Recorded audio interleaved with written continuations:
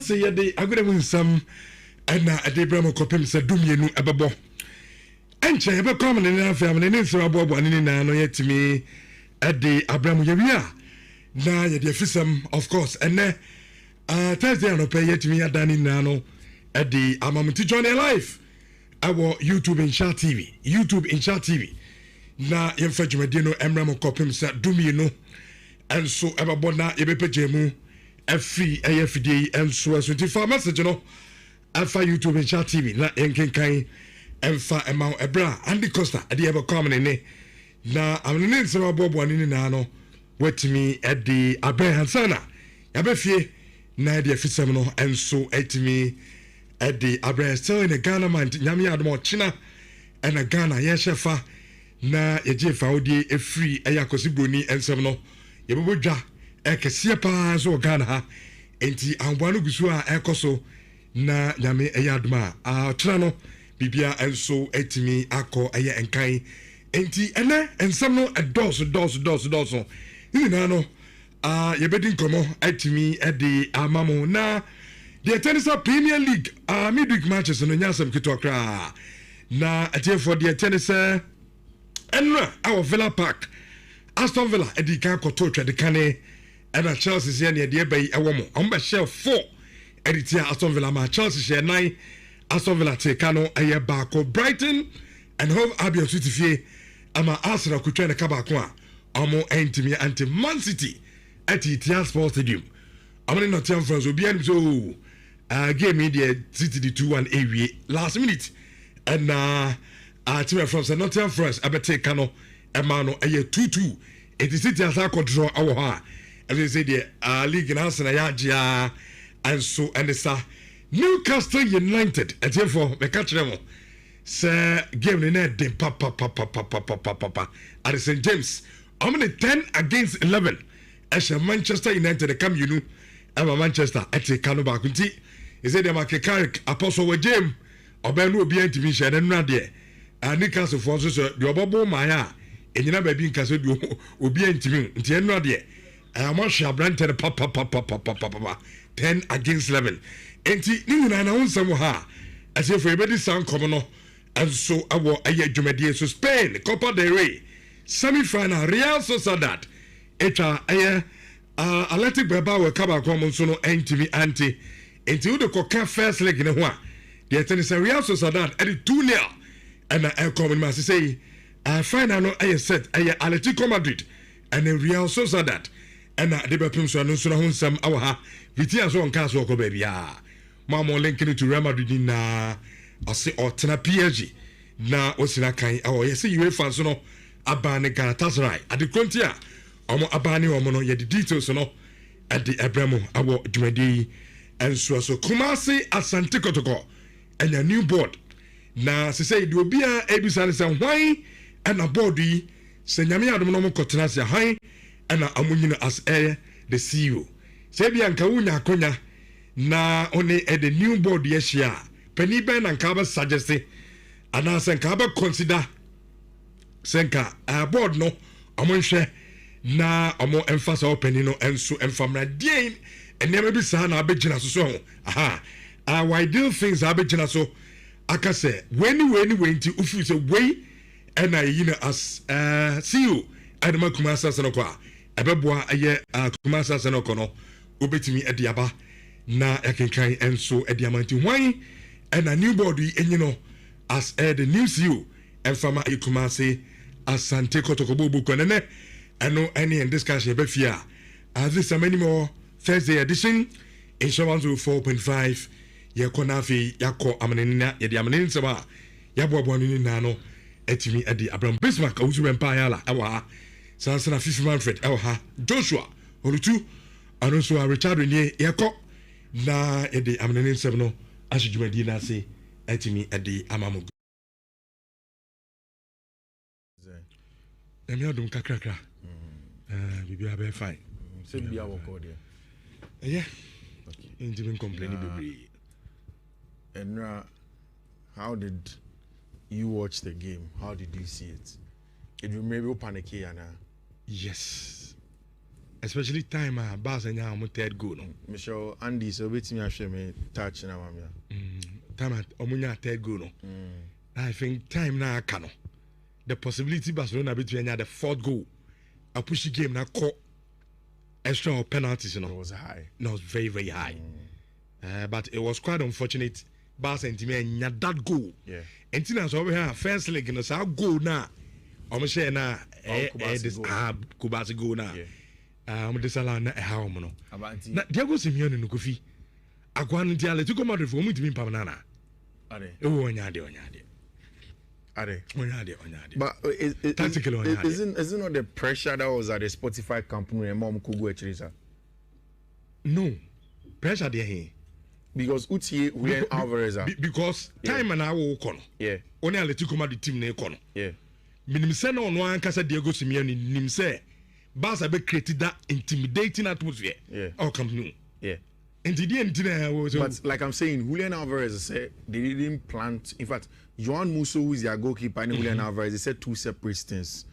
According to Joan Musso, the plan was to protect Omolide and Omkitan. Then when you listen to somebody like Julian Alvarez, Alvarez said the Spotify company was so intense that Omomujina Park no some person game the ending. Yeah, they wanted the game to end. Which you see, yesterday Barca could not turn it around. But the very reasons why are not for some of us, we said that Sebastian Nidia Sorina Sokase and Obetimi and your remotanda against Atletico and you're bizarre. And you see the Nipana Bodano, it was clear. It was just not enough. Because when the game started, if you've even after say game 9 in the reach, if you scan through social media, Barcelona unqualified, but they are very proud of our team, you know. Everybody's talking about the efforts that they put in, including Hans-Peter Flick, Barcelona players, and everyone. Rich, let's start from when this graphic of how Barcelona put it together. Who's a man qualified? Or my graphic no black and white. Usually it's a Barca for sure. They do a graphic like this and they put Victoria. I mean, I think victory in Spanish. No mind colored or colorful, just to say someone winning. But yesterday, it didn't go on well like that for them. Atletico have gone through in the conversation of the Copa del Rey. Which, when Hans-Peter Flick decided to go into the game, we mentioned one thing, said, Adia Baku had the very first reason why Barca can turn it around is Hans-Peter Flick's high-octane football. He started the game with Joao Cancelo as we expected.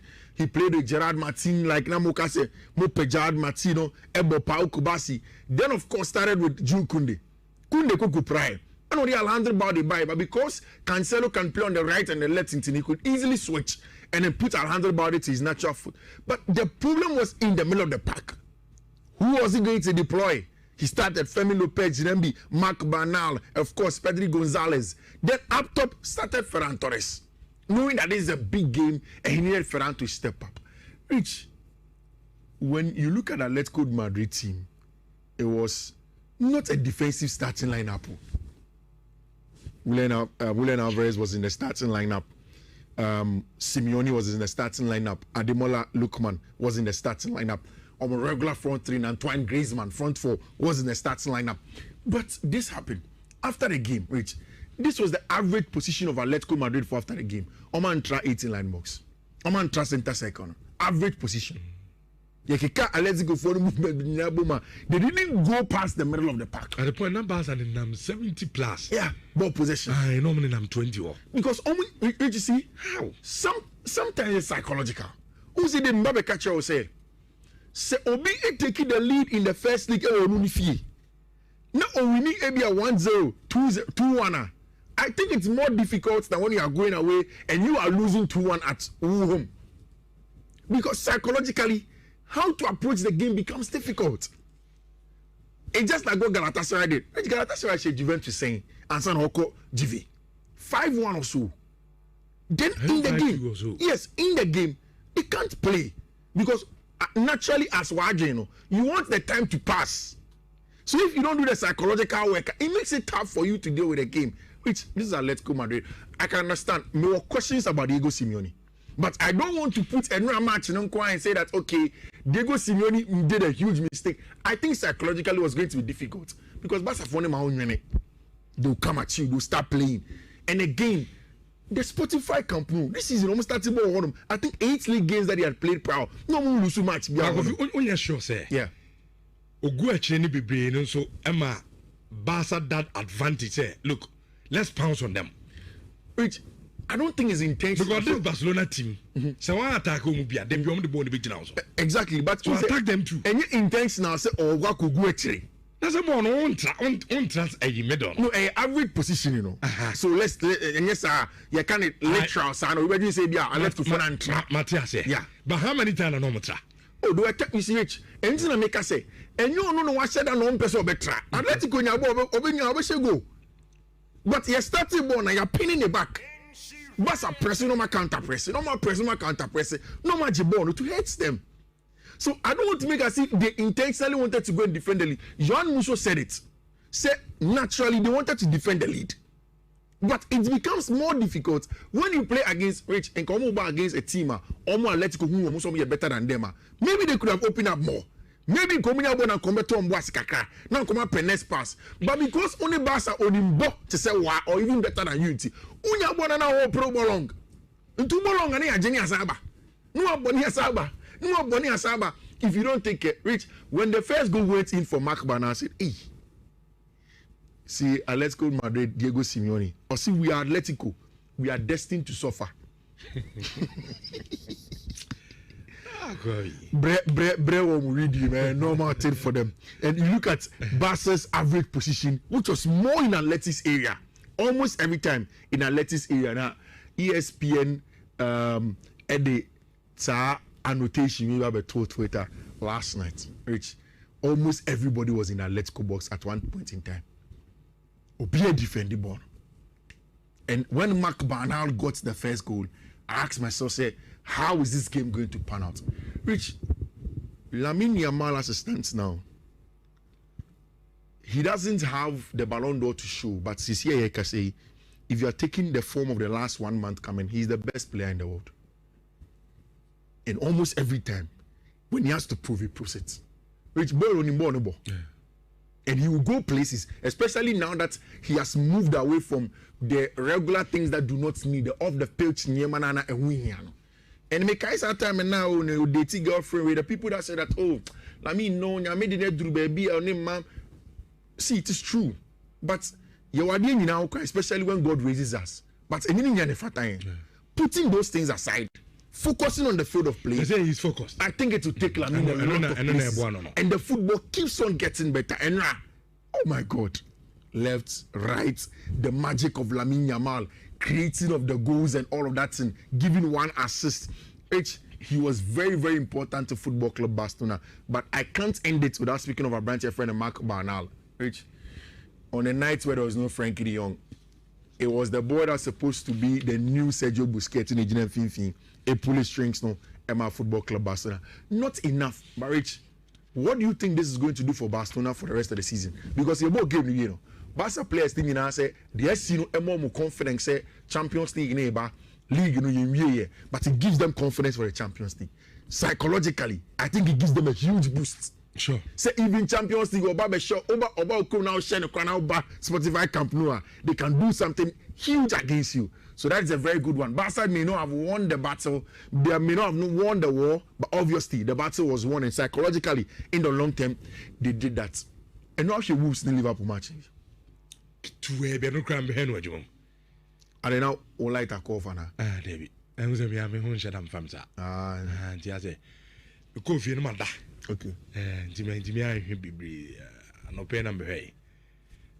And go for the bottom, but it is Yano. I'm not picking at the right time now.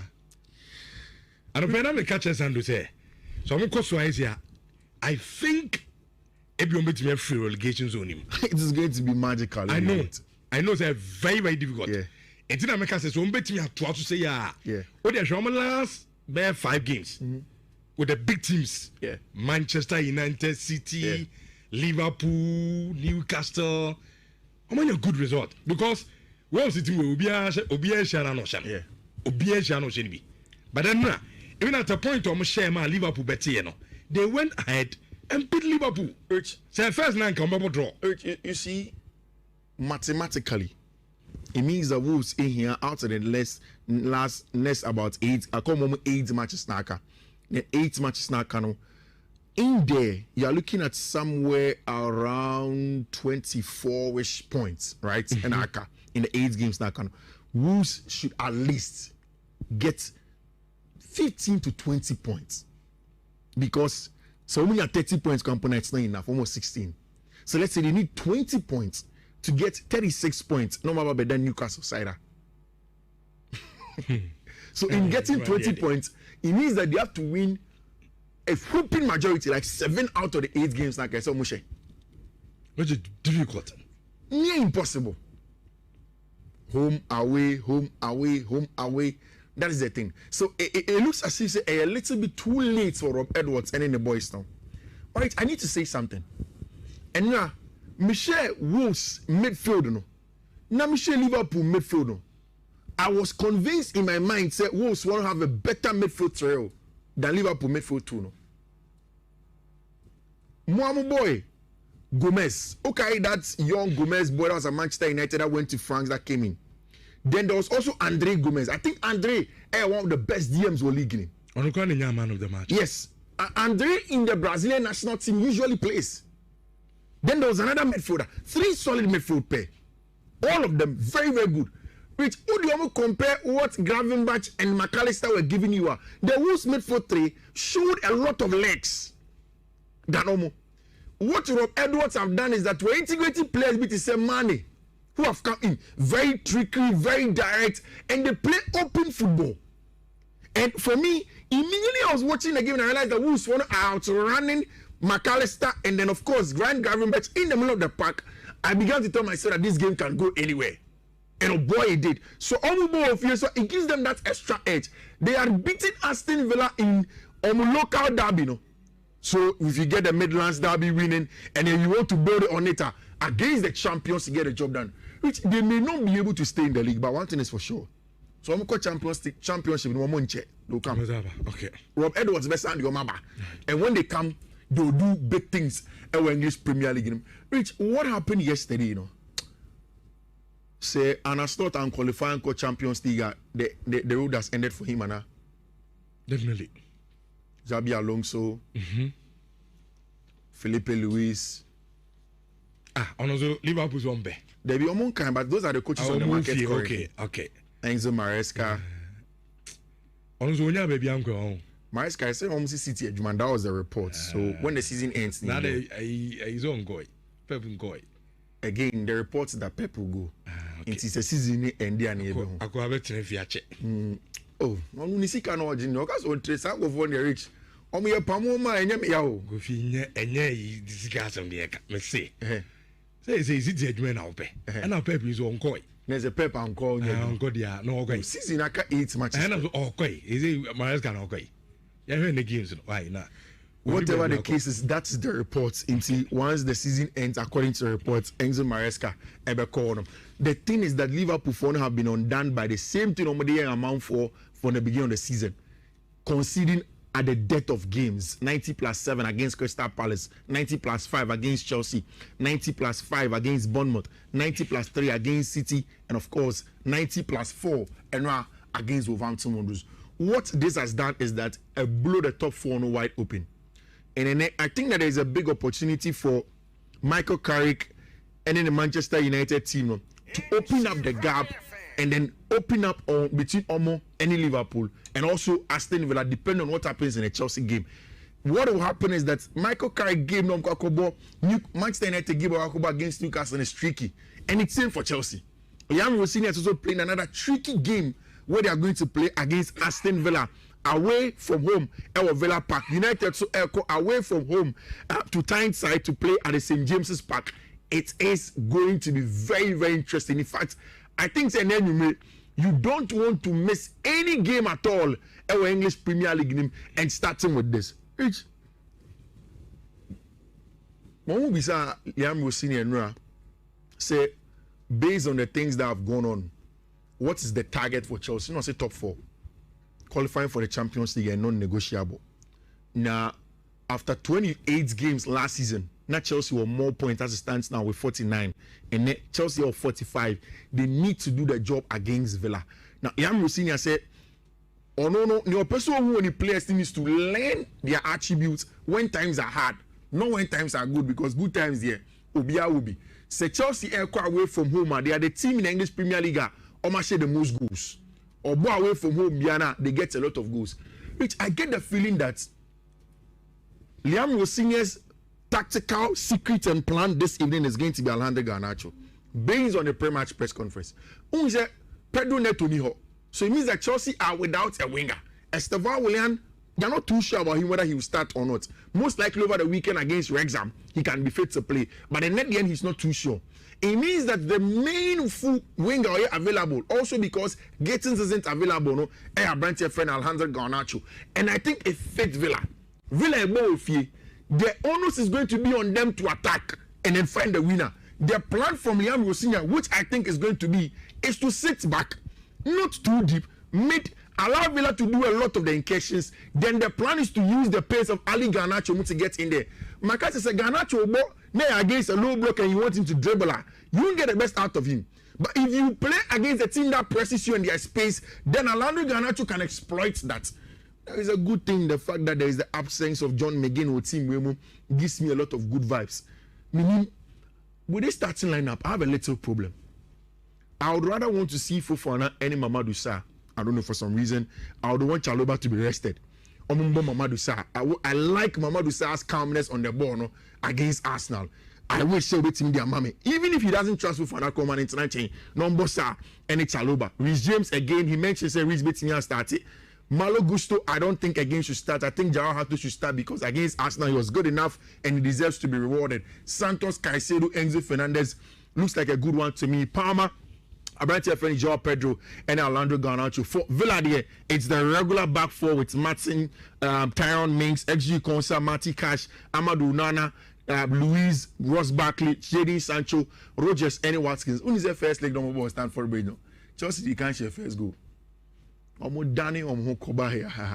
Donkor for that 2-1. Rich, the only unbeaten manager left in the English Premier League. Say Carrick. Or go away to Tyneside. Is this the day?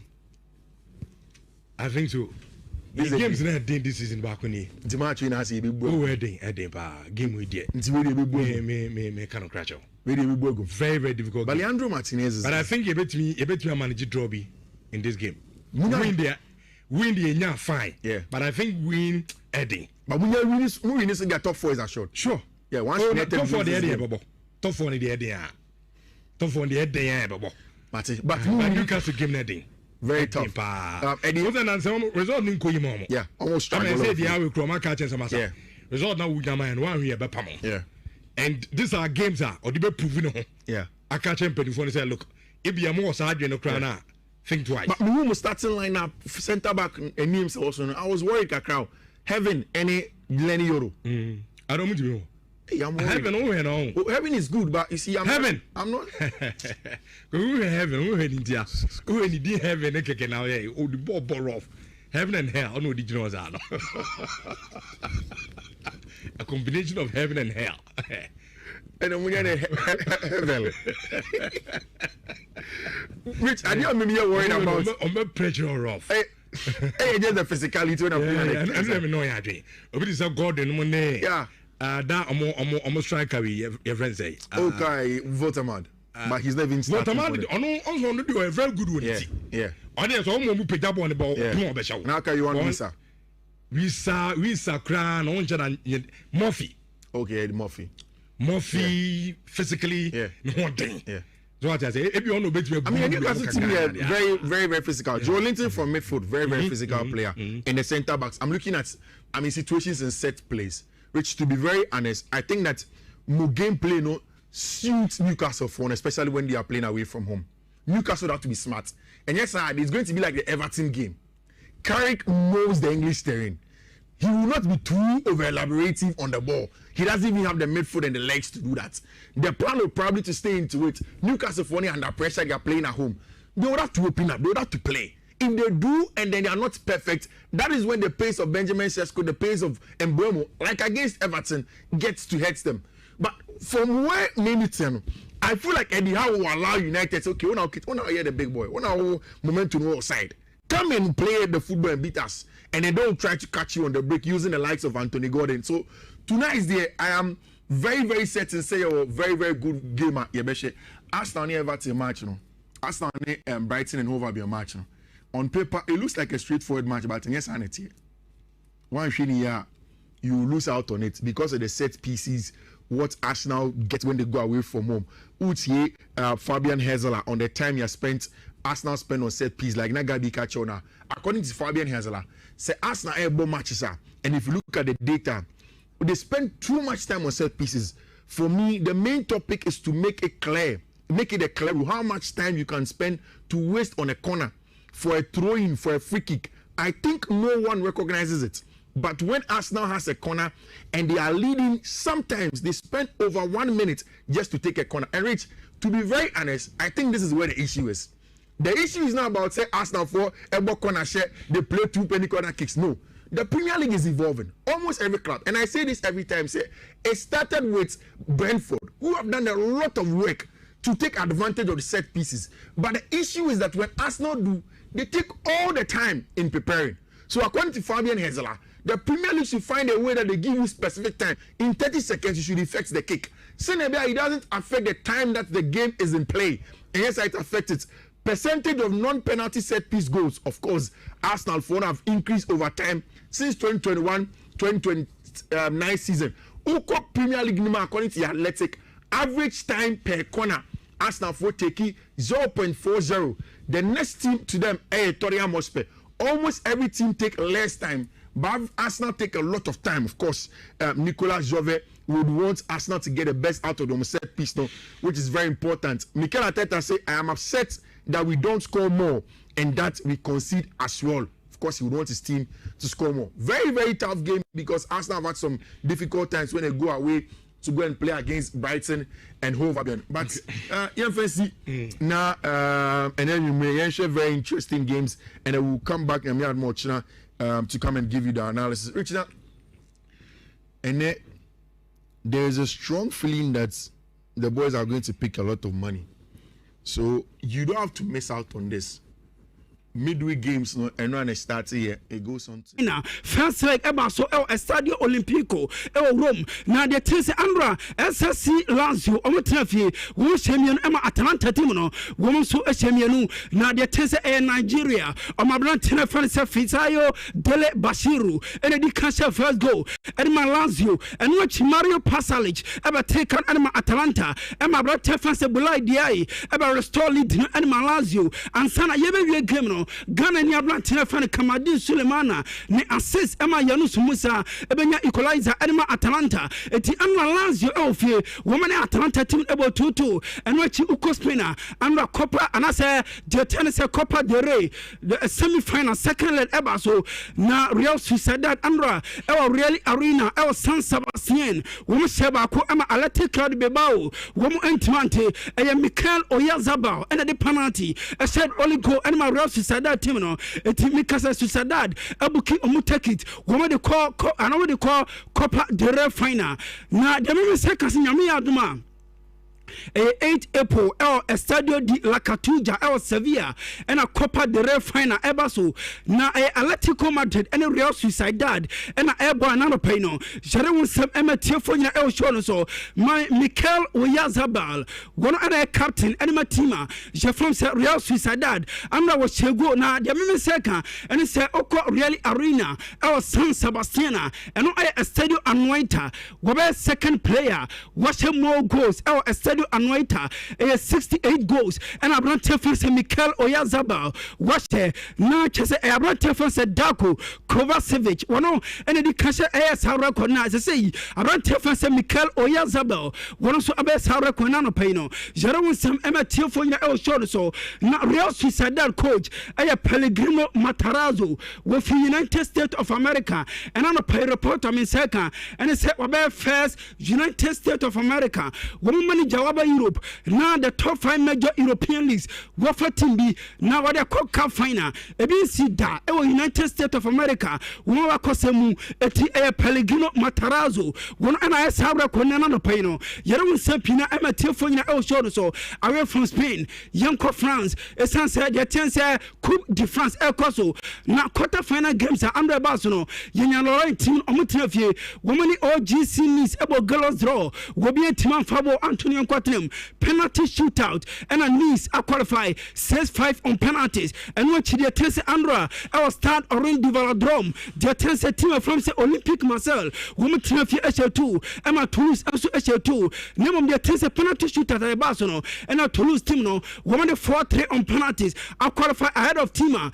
je from the Olympic Marseille now the women say Oku Marseille woman Jaye pa essence say amade mo team from the Marseille Ebono and mama enchina enkoye na unim say Marseille team no woman ko 37 years woman any Coupe de France da na chese the last time a team je from say Olympic Marseille woman je Coupe de France 1989 na chese 37 years ago and omoje na just normal enchina enkoye and from a team from say Olympic Marseille and ano payere un sampina e ma tifo nya el show so na the Tercera Liga Andra one game ever so Emma Real Vallecano kuma trefie shemiensa Emma Real Oviedo Antimante and watch the Tercera uko Germany Andra Hamburger FC Tinafie Emma team from say Bayer 04 Leverkusen e kwashon ba ko Antimante na e Cameroon o mabran tinafense Christian Kofani and I said only go make a difference e wo game anima team je from say Bayer 04 Leverkusen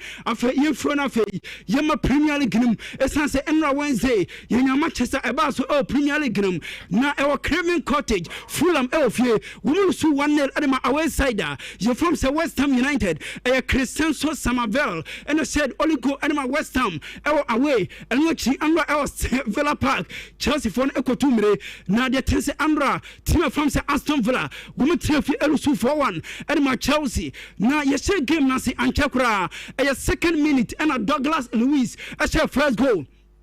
Edema Tima, je from say Aston Villa, eti Andra Chelsea from a goal down. Joao Pedro ever take and watch Joao Pedro at the second goal ever so Kopama about third goal Ansana Joao Pedro a completely the hat-trick Edema Tima je from say Chelsea now after Liam Rossinia about Chelsea no I don't tell from say Joao Pedro Modibo Asonipa unim say Joao Pedro under manager je from say Enzo Maresca about 29 matches was 10 goals 4 assists now just 14 goal contribution in 29 games. Minimum under Liam Rossinia, about 12 games, was 10 goals, while 2 assists. Not just a 12 goal contribution in 12 games. And my Brantia, Jeffrey said Joao Pedro. Now, Mammy, only Abrantia, Jeffrey said Enzo Fernandez. We are timer.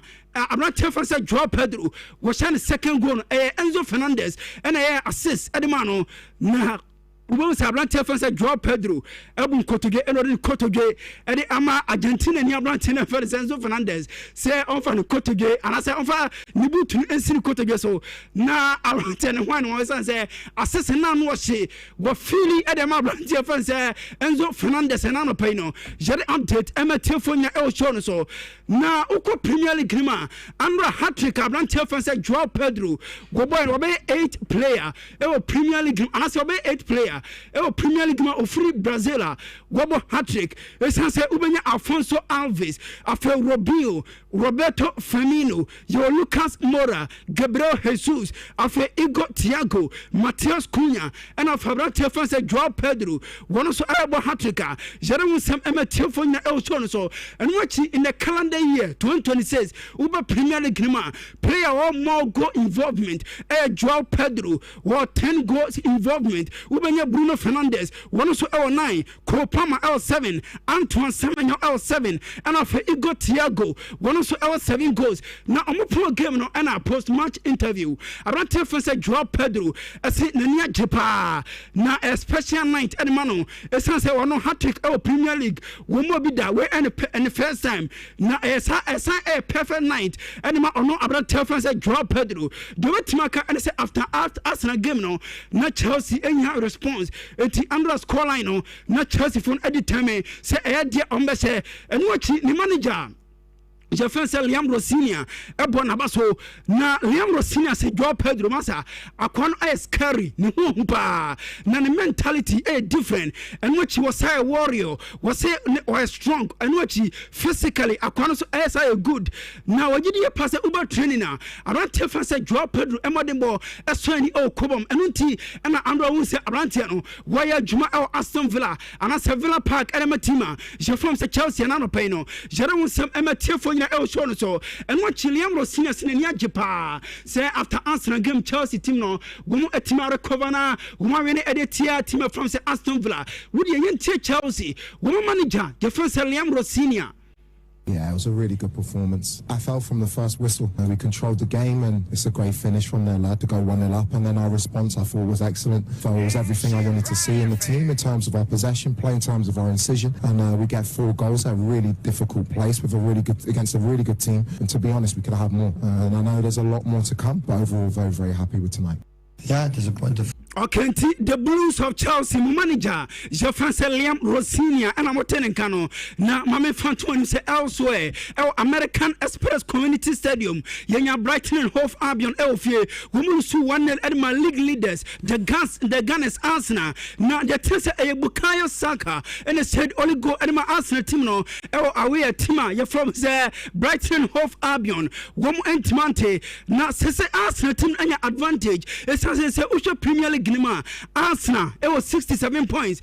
Tima, from say Man City, it was 60 points. Minimum City, outstanding game. It just Arsenal, IBM 7 points. It's Arsenal and your advantage. Now Bukayo Saka, Andra, and I won 300 game. And my Tima, you're from say Arsenal. Now Chelsea Obayano, and money more Asha elsewhere. Now the 300 game no. William say Bukayo Saka was 79 goals, where 69 assists. Now Chelsea 149 goal contribution in 300 matches. And Bukayo Saka Arsenal and I'm a player the update. Emma Tilfonia show so now Bukayo Saka send near Japan. Say what about 300 game. And Arsenal now I proud now Oba Onina Bushani Nano. Wom I bless say Omanya Konya. Esioma can Eddie Amatima. Je from say Arsenal Nemum 300 game 1 year. Or percent or the Arsenal at the Premier League and watch the trophy be at the Arsenal in Biano. One Bukayo Saka episode boa celebrate Arsenal team no women timaji edesio manaso and watch the manager Jeffrey say Mikel Arteta ebo boys number so say omaya dear person say Andra game no team from say Brighton Hove Albion ema omo match yenti Arsenal one manager say Mikel Arteta. Yeah, this was a really difficult one, and everything that we've been through in the last few weeks as well. We knew it was going to be a really, really tough test, and we went through it. Every game in the Premier League offers you different things, and in relation to the context that you face as well, the moment of the players as well, the issues that we had even with the players that started. A big credit to the boys because the effort they put in is astronomical. I think on the day, there are certain things that we have to do better, but the commitment and the desire to win that day. Okay, the Gunners Arsenal manager first Mikel Arteta and I'm attending Kano. Now mami the opposite that and I say the opposite number. Je first Fabian Hosler. One and Brighton and Hove Albion. One so manager. Na under Brighton manager and they say when you Mikel Arteta am so babono. Now you will give the post match interview and a Brighton manager and say Arsenal bono boy who be that. Na team Benye na team wako na team West 2 minutes there. Ade Arsenal. Now Fabian Hosler say under game na no a team from say Brighton and a bar say one bobo Arsenal Amazon bobo yentie Brighton manager Fabian Hosler. We were all disappointed regarding the performance. I laughed there from my boys. I laughed how they play football. I think there was only one team who tried to play football today, and therefore I'm proud how they did it. Brighton manager now telling us a Brighton for no corner about say Ombo Arsenal one day. Say a resource in Tino Mbaye. One must say Ombo and Wachi Brighton manager anyway. Now I say or catch a Premier League for say Fedie. Aye, one from Ramra. It sounds a one Arsenal everybody there. What you want tears here? Now a do baby Busan and training say one say a goalkeeper at the form see what prayer. Now was solid now from a yellow card. No Sakoda from me as a yellow card. They didn't see that. A bit NC Obomuda. eti e was a Premier League for no e come fast appointed referees no Serbia o meeting stand on authorities e wo games no was amode mraba ti se o westi 1 minute na se we goalkeeper na was my yellow card e was my yellow card yentie Brighton and Hove Albion one manager offensive Fabian Hosler. I won't complain about the referee because it's really difficult for him. Like, do you want to send off the goalkeeper with 2 yellow cards for wasting time? This will never happen. So what should he do? That's the thing, and that's why I think you need like rules, you need like limits, because that's also what he admits to me in the halftime. Like, I didn't talk even about the penalty we might receive before halftime. We just talked about how can he reduce the time of waste, and he says like it's even difficult for him. So that's why what I said is making clear rules, and I think that's responsibility from the Premier League, because then you can protect the referee. In the end, you can't go on the referee.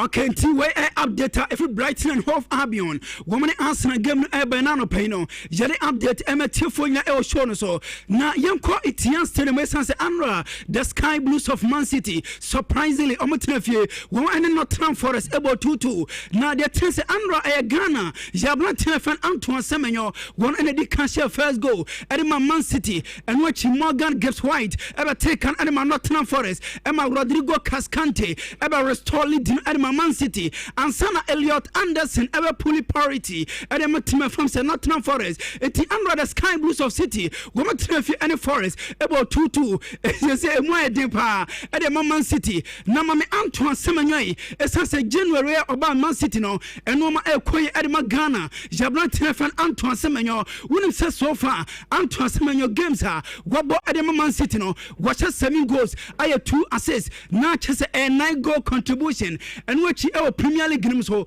watch 5 goals I 2 assists at the team from Man City chese Antoine Semenyo ni money bo Swani Man City na Bernardo Silva one and captain at Man City na Bernardo Silva edwaye pa andro incident BC goalkeeper France Maxels one Ellen Haaland na incident si na Man City for no ejidie pass born a penalty na referee Angie from Man City post match interview and Bernardo Silva say afedi ayeye na season I born emre bia City any opponent elbow biano 50-50 bobiano gomo je anima opponent no na anya hwanwan kra nemom Ellen Haaland bo we nko ade na nka awase amoje edema Man City eno abranche fan se Bernardo Silva and the Sansem atuja na owie eno ne manager fan se Pep Guardiola say wo catch in the presence omo function wadwum se referee enye penalty enfo mo enti se omo yirom ho bo na gomo yirom enfo bo no na enuma esi e this season e chese gomo timi enfo mani enfo to referee so enti e was Man City gomo air responsibility and say omo ye responsible say omo bo na fedie kama ade momo and which manager na say ade bia amra e was no omo ye say bia omo se team from say not Forest bia no gomo she na mo Forest for na and ha Man City way e Pep Guardiola. Yeah, disappointed for the result. We did everything. Again, we didn't concede much. And we had the chances at the end especially, but during the game as well. But yeah, keep going. We just spoke to Bernardo, who said the players need to do more. What more do you feel that they could have done tonight to get the 3 points? Well, always they try to do the best. So when you see how they run, how they do it. But yeah, of course, in the game at home, and the moment this is the season is important, but keep going. So we don't have time to... Okay, the Sky Blues of Man City manager friend say Pep Guardiola and I'll take Guardiola. Nenkase okase nano pay no. Jere mu sepina emetifo nyina e show no so. Na ye ko St James Park Kesan Sandra na e de kra Kesan se ga chom se St James de. Ade ba ko e hu pa se oko early kickoff and after late kickoff na se enumina be se no twesa ne de. See a team from say Newcastle. Wo me aso e chepa. Na de tense Andra Newcastle e vie. Wo me she 2 Man United womu ati kanin bako na de tense Andra game eba so no de tense first half ye bebie no na ablante fense Jacob Ramsey ekodi red card eti edu baby no na City and that's a team from say Newcastle United womu bon numerical disadvantage nemom Anthony Gordon at the penalty as a first goal at the Newcastle United Emma Casemiro eba take no eti Andra about first half na 1-1 eti yenim say team from say Newcastle womu bon numerical disadvantage yi United kwaba aba be Newcastle United na second half ne nyamia no krani Newcastle for ne nia debru tamaza wo mo twi game ni mama ekodu 90 minutes and Atletico fans William Osula every bench ebenya match winner edema Newcastle United enti say ya concluded ya na cheze Newcastle United Andra the chance from record wo me say 2-1 editia teama je from say Manchester United na unim say before Andra game no na Manchester United wo ma 11 matches Premier League na omulu subi nemom for the first time in 11 matches Man United alusu omo first game Premier League and watch the chance Mami Michael Carrick say about Man United no na one also alusu game now for the first time Michael Carrick one also alusu game as Man United one manager now Mami player na when you winning goal and my Newcastle United unim say way back 2014 now was in a kind of Man United and Colano now chase William Osula Satam now 11 years now you set tournament to be about so United Emma Abrantian the chance soccer school world skills what do find her Ekwaji award 12 years later what team United akuma and no I have fans William Osula and Emma Oye na Michael Carrick say e money bon ni anyo e was United e page money bom we disappointed ye pa team United manager your friend Michael Carrick. Yeah, we're not happy the way we played the game tonight. I think it was the way the game panned out. I think we had in our hands largely, but credit to Newcastle. I thought the way they approached the game, I thought we knew it was going to be a tough game here, but we navigated the game, being in a position where we felt we should kick on, and we didn't really. So yeah, bitterly disappointed. Why can it be so tricky facing a side with 10 men? I don't think it was the 10 men. I just don't think we just didn't play good enough tonight. So we can't make any. Okay, Michael Carrick and our technical no, and I had the Red Devils of Manchester United, a more interim manager, and our technical record in the Encash United for no woman Casa Anna Page, a woman Ama Andra, results no Uncle Kama Anfama the Red Devils of Manchester United. Now away from that now, Nyamia Duma and one Premier League game ever so now the tense about 8:00 p.m. Over the new Tottenham Hotspur Stadium, Tottenham Hotspur Elfie, Gom and Crystal Palace and Ebo.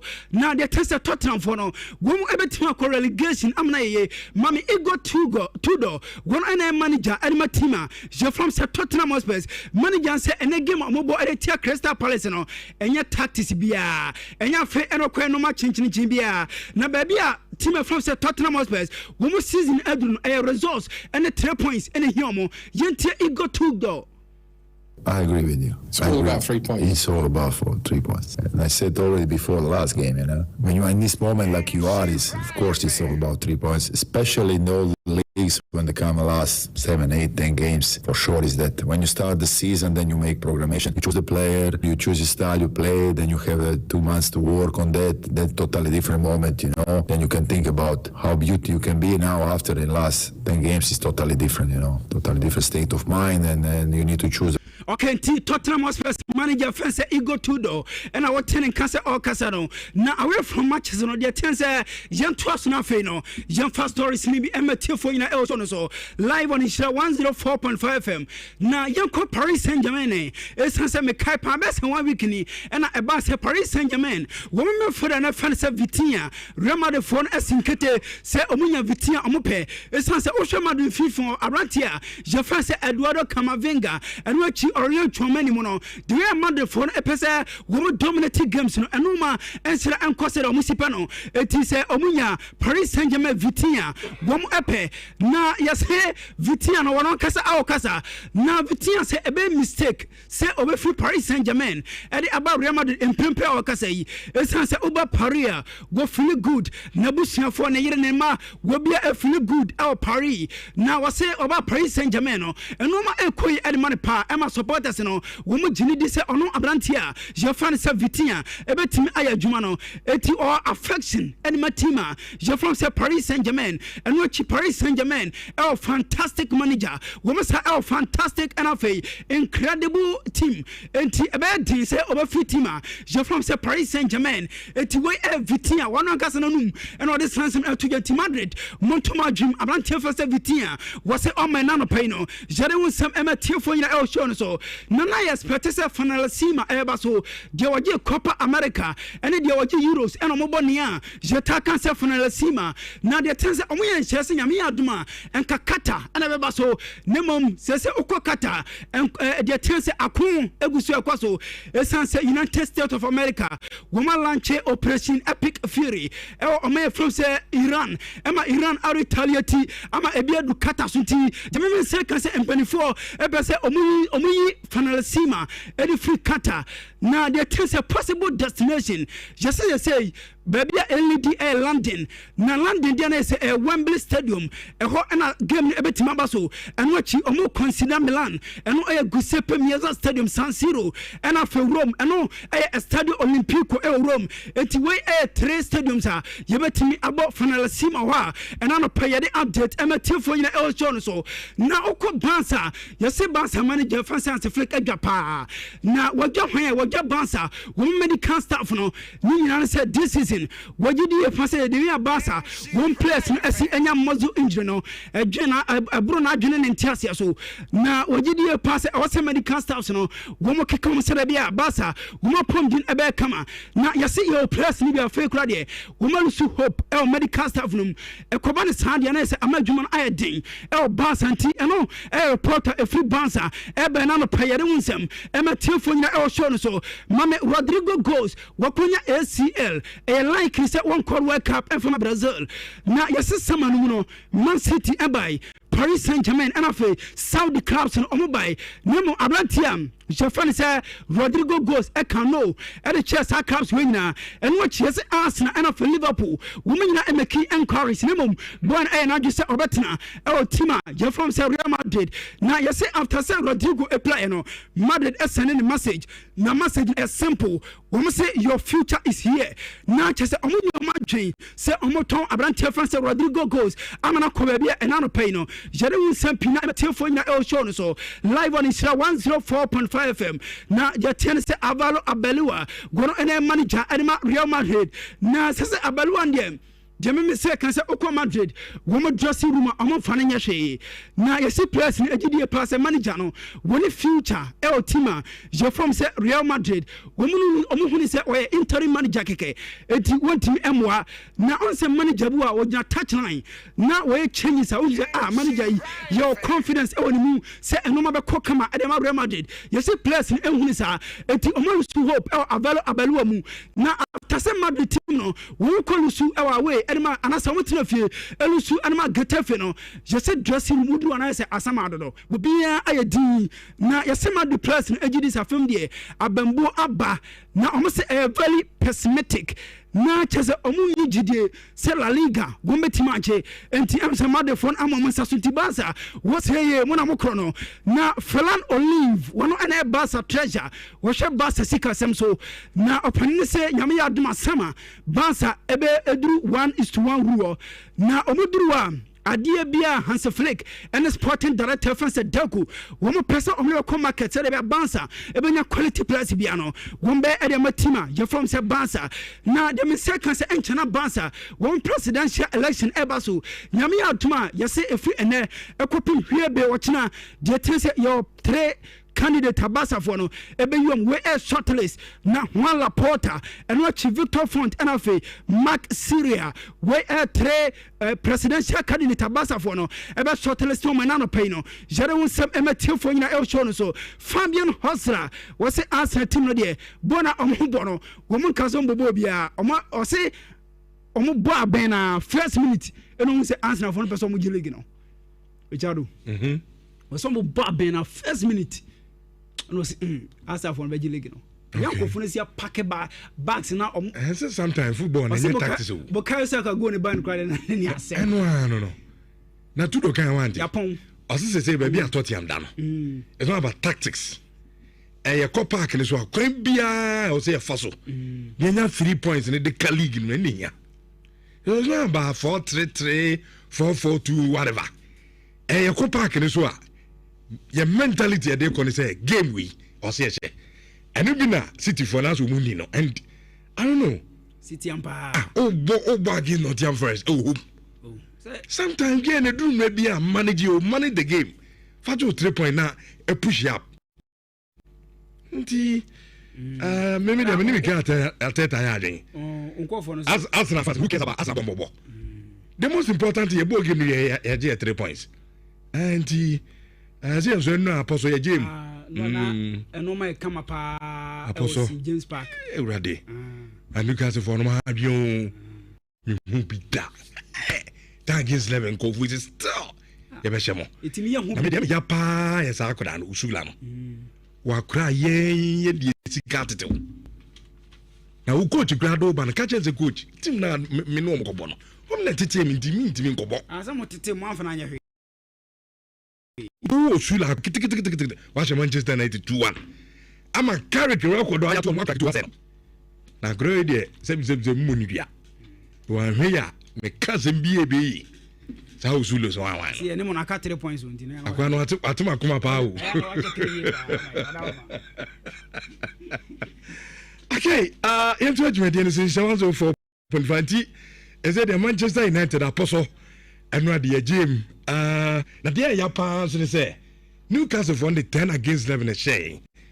Can any 11 crown common function? Only 10 against 11. And last minute, I ran to Sula at the winning goal at the Amamiti. The sun 79 day, but I know pay breakfast and there, yeah. Offer there as a breakfast. But minister breakfast there, they are Satami, the potato now be a funny day, but if it's not there, compacho, manager chocolate. Now, said the enemy, no, chocolate is back. Your favorite creamy chocolate drink mix, you know, a back our market. Now, when I say I know you've been in the nano, now you see, it is over a chocolate now, or packaging. Taste na kasa, which means a nyama baby. As I say, I will a chocolate in him, it was some. Unya bi na onoma ebe bo papa ama bibia so no etimi akonkan enso edi amantimi samo no ane so betimi atobi so na no pa bia o breakfast no wey di ohia eyensuo so open nsuo nyuna you are good to go open nsuo hye so ahwe agumu no stand kama because bibia ewom enso eye dada of snack time no mano enye chocolate na bibia no enye kamanti awda so ayana onso wetimi ato de kama pa ye kola na P phones and accessories na atefo de tiene na P de yaminchira papa no yaminchira na papa say oba ye home appliances aye fododo entiene si ye beba o dem pa bia from a bedroom ho de call a kitchen near baby as TV say oh and I'm afraid you could nye juma etimi so he we should na nyina wuni ba ko ma me no mpacho. Sa excuses say na P buy ye person obi abema biem because unim say an fridge no ukra as low as 1300 obenya fridge akwa kuzu de ai una okra me kan ashoke so ukra 1300 o ko ti fridge at the su dem me pacho obenya bi freezer ukra 2500 on sabetimi akabi open television so frost screen na dia border from 32 inches akopim 65 and also as low as 800 cities on sabetimi aka fast screen at the akobo them fridge 100 cities blender 200 cities rice cooker 250 kettle 100 cities and yema na food say it in pacho it say the home appliances no and will be mesaw and our girlfriend or yere emma na oba hwe say TV na say pacho kotofro na say the TV ayefo pa aside that no ebia na phone ekuta enkoyi obu a phone o charge abu say ebi okra wo yakwa utimi sa phone ayehye ekira say phone eba be say anisa ebi nso a phone say na say as okotofo from pacho eye na P phones and accessories and American for edi amount Samsung, Nokia, Tecno, Infinix, Itel, Samsung and Kodai almo tablet yi and also papa chesa akode di suadia wotumi se bibia ekoyi na sandane se promotion ya no enie me pa chaw ebia na usika no enso obeso kuta Samsung phone ba usika no okaka oni na unse enso oni problem o de fa half bra o ba fa o Ghana card no fa ka ho na ene na P ya metra se ya de phone be ma wo ya ka no yes spread the amount from 3 months akopim 12 months for tuitia umpe we da pedi sanso na ye niam atete so ni na uro na beto ade aye che niam bibiri ebi souvenirs Black Star jersey and afi World Cup ticket no and so nsabeti aka bi abo aye anana p phones and accessories ho na no make say anya san 20 sabe okọ aduma he eni ni person mu wura mu ani so mu pie nipa bo say ma because niam no efopa na atiefo de tie ni okọ aye aduma baby miensa ne wo adum first one no on Asida House na opposite Kazimi Media ya ho edna obiba JK building ma Prudential Air Bank opposite honso ya ho and at the same adum ho na PZ on na akosi aduma building him honso tiefo ya ho enka me pamcho monko Madina Zongo Junction Tamale aye Abuabo station aya no afren awo 0533093422 eno eye number edi juma Cancer Misha bibia pain eno ana wokoto na adroi etimi asa pain bia edi ama arthritic pain me patcho pain baby a woti bia obu on ma wotransia onan bonse agene na mu ya kotobi enom onso awote eye pains awon kasem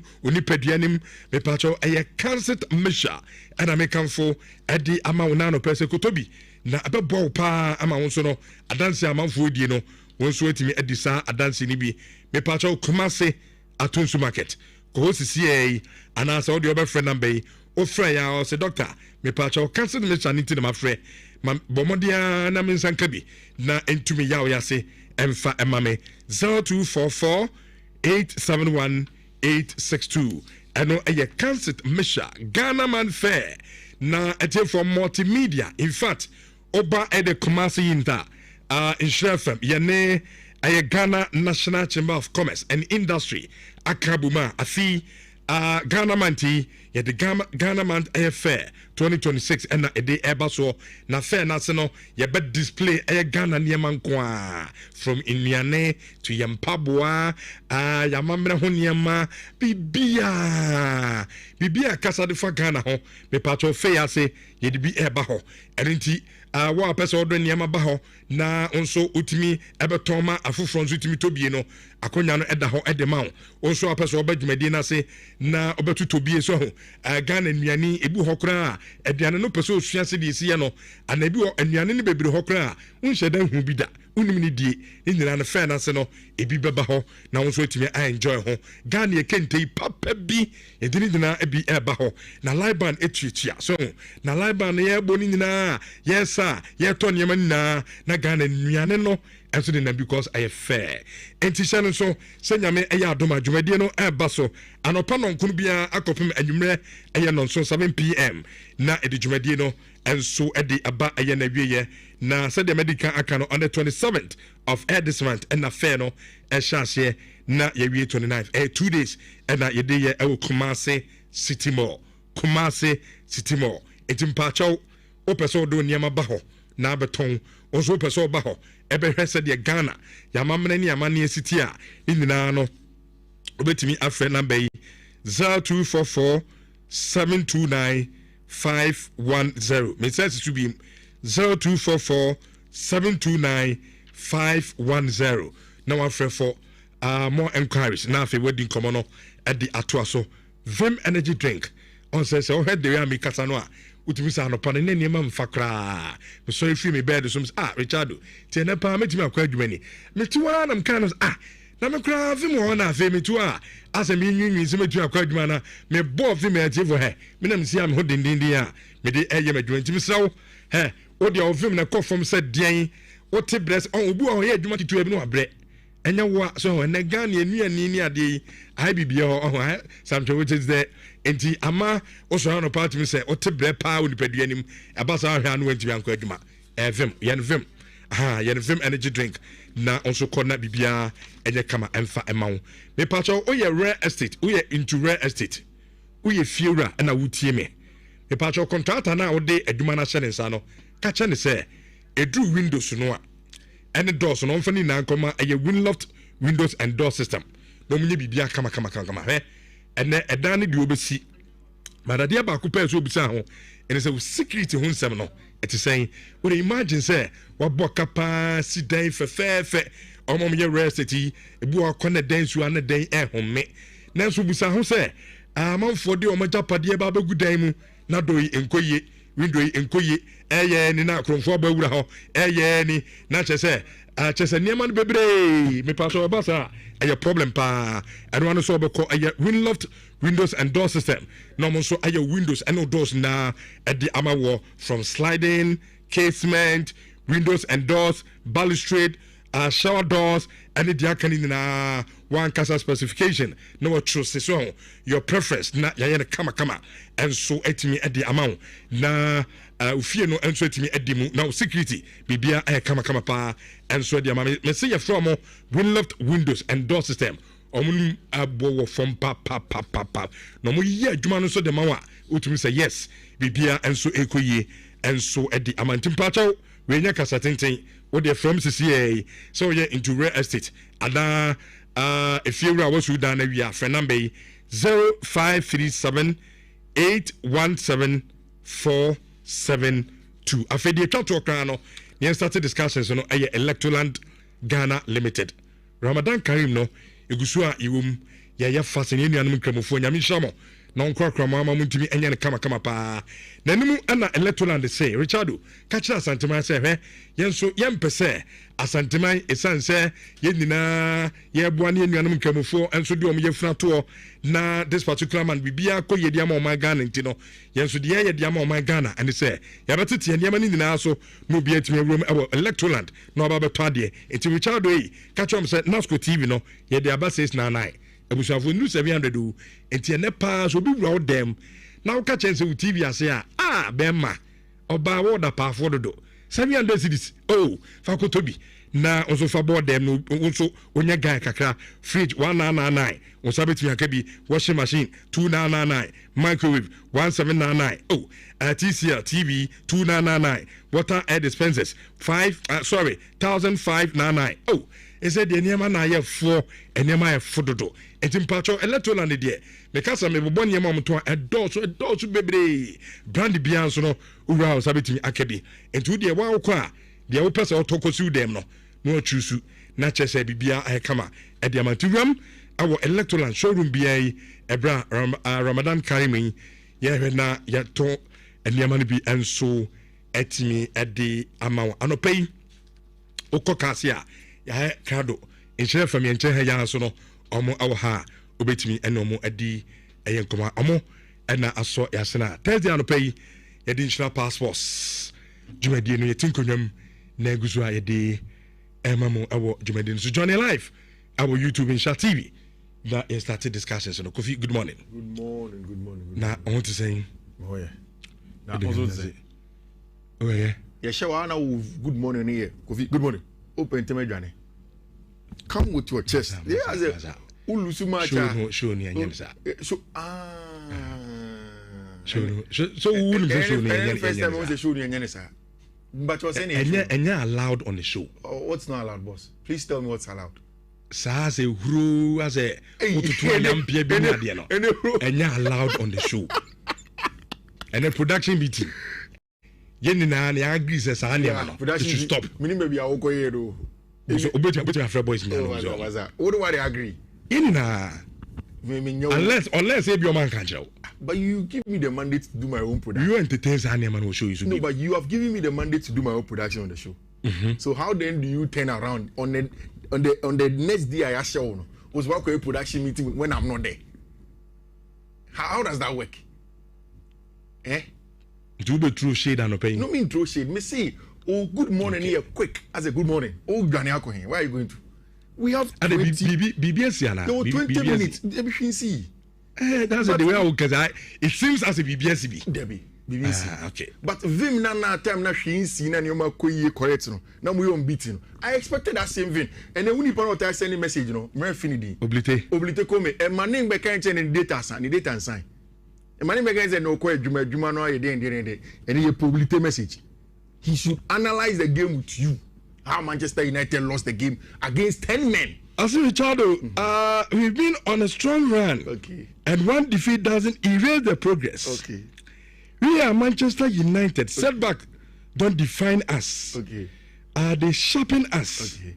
We regroup, okay, respond, okay, and we come back stronger. Okay. We're still the greatest. Exactly. You see, Oblite a top Manchester United fan. Or see BBNC. No, if it's St. James Kofi. The same thing. Bien, to Chachani me. Movies and years, not to Chachano. Man, so Chacham, Massa. Chado, name Chachas. Quite first solution. Obama, you move about so. But so Oblite, you can see. Crazy. And now I'm St. James. But league no one GIM Chumamo because book has somebody. Oh, Manchester event is over. Yes, a target, and they say, yeah, it has ever placed third or second. No league there. Must be 2 money as 13 points. If 13 points, like 8 matches, now who go fit you? Say United because are feasible. Them say me achievable. Diamo carry the casemi. The bedroom. Mu betchire mu India against 10 man. Went me afa draw crab feel. Mu betchire pa. Ba usula no pa dia. Madumi no. Akuda ye die sika tete usula. Sabe wo yuko ya so ko tim bia no bia pam no so akre bra no be do. We twa ho be. Na fagin madam wo fra akre di obai. Ya so bra Carlington ye be training. Na se ya training kra na amfa wa. Say na so pay back. Wa go so there fu. 90 minutes we again no. O take an empty. Uni say Michael Carrick of Newcastle. He's a Geordie boy. Okay. It's me she game ni na no. Commentators they say on can consistently say Michael Carrick is from Geordie. He's a Geordie and he knows exactly how football is viewed from here.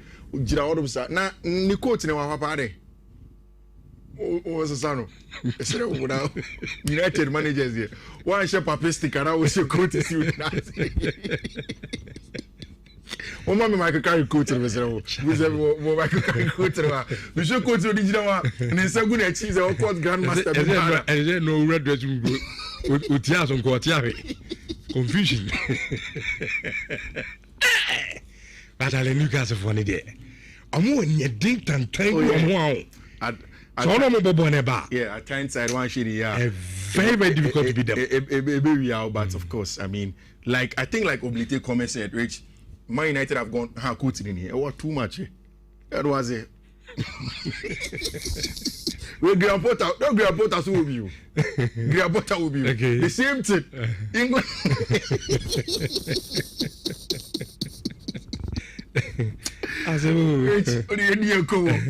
Now, you know, Mekai Day now, Arsenal drop a point. I don't know if it was Villa or Wolves.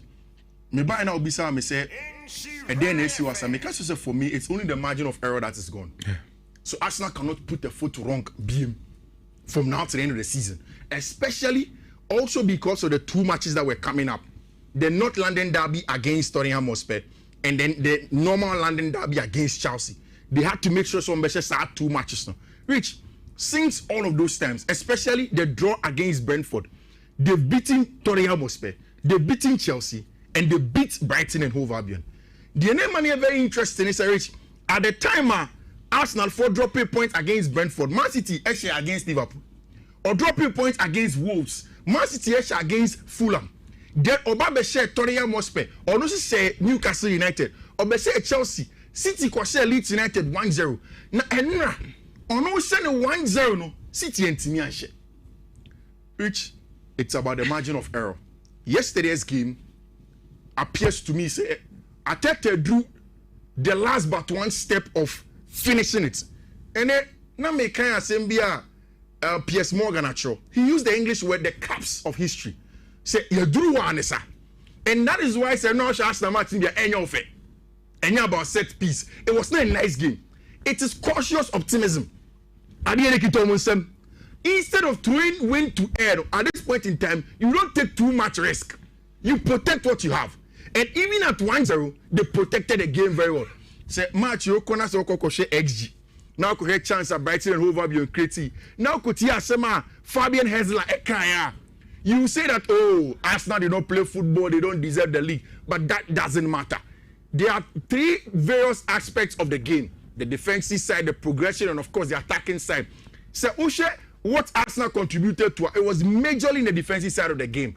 And it's very, very clear with this data and statistics from our branch friend Gabriel Magalhaes. And now, we need 100% of the duels, 1 clean sheet, or blocking 2 shots, 14 clearances, 1 goal saving action, and then 17 defensive contributions. Like I said, it's cautious optimism for Arsenal now after making sure say on a margin of error on an encore form. No, now that is exactly where they are. 8 games when I courage.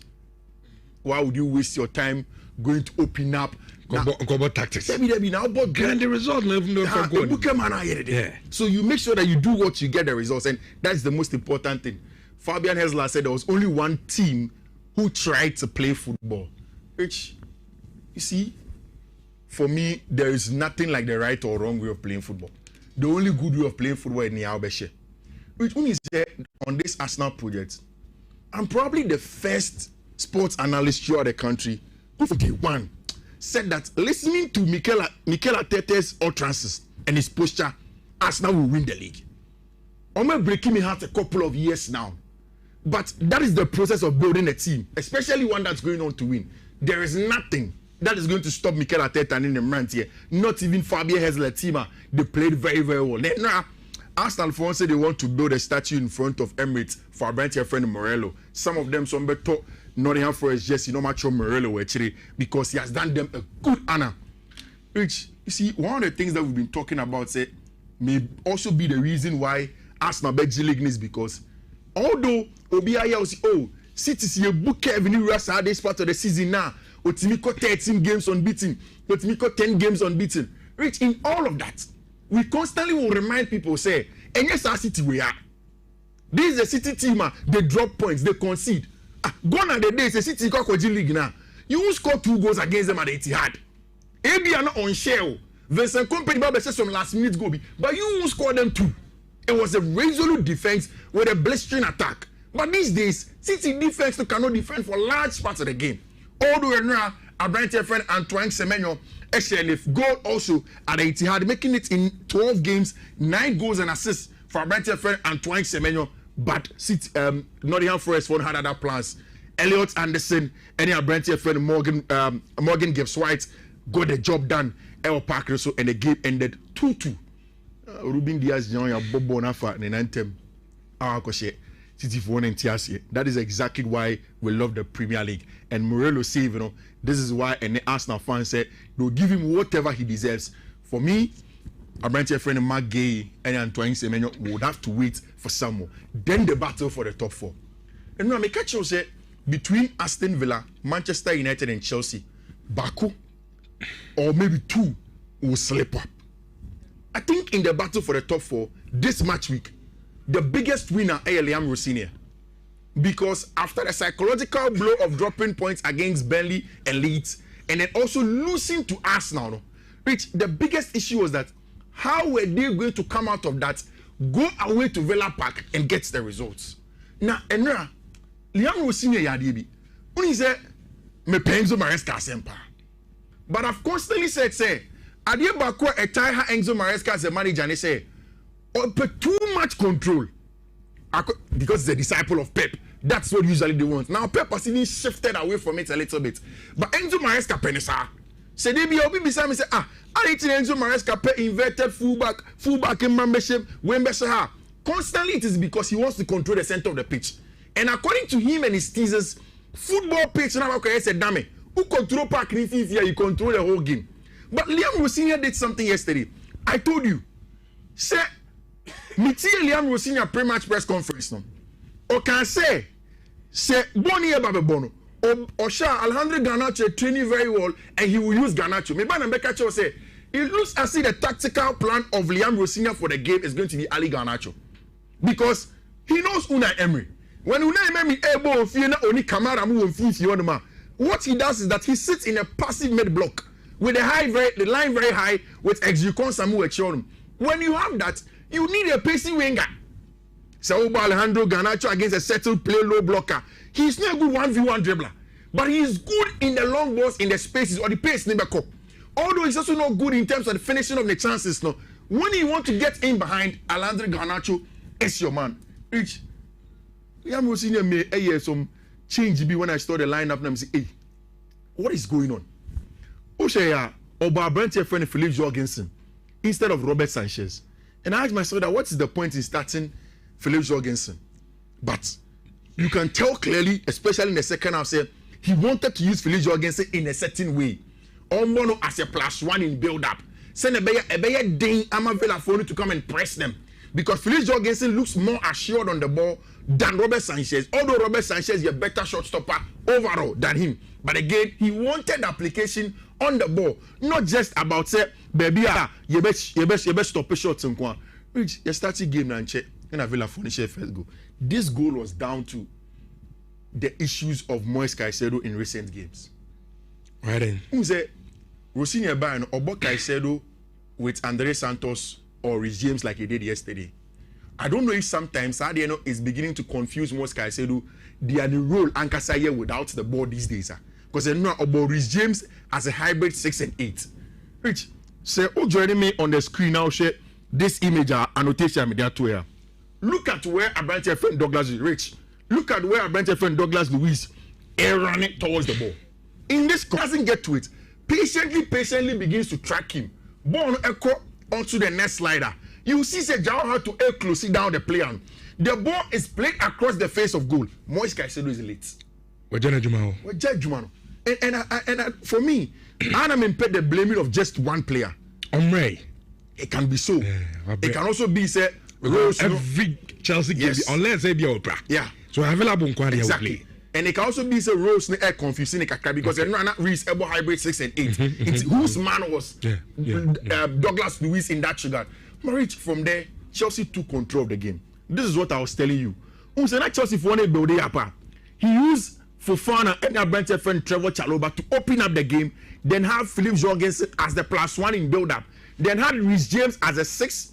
But the role of Rhys James, they say Chelsea progressive on only underlapping and overlapping runs for Cole Palmer. Then Malo Gusto can keep the weight. It's led to Chelsea for first goal. Rich, Enzo Fernandez, I pray that he keeps on winning more at Chelsea.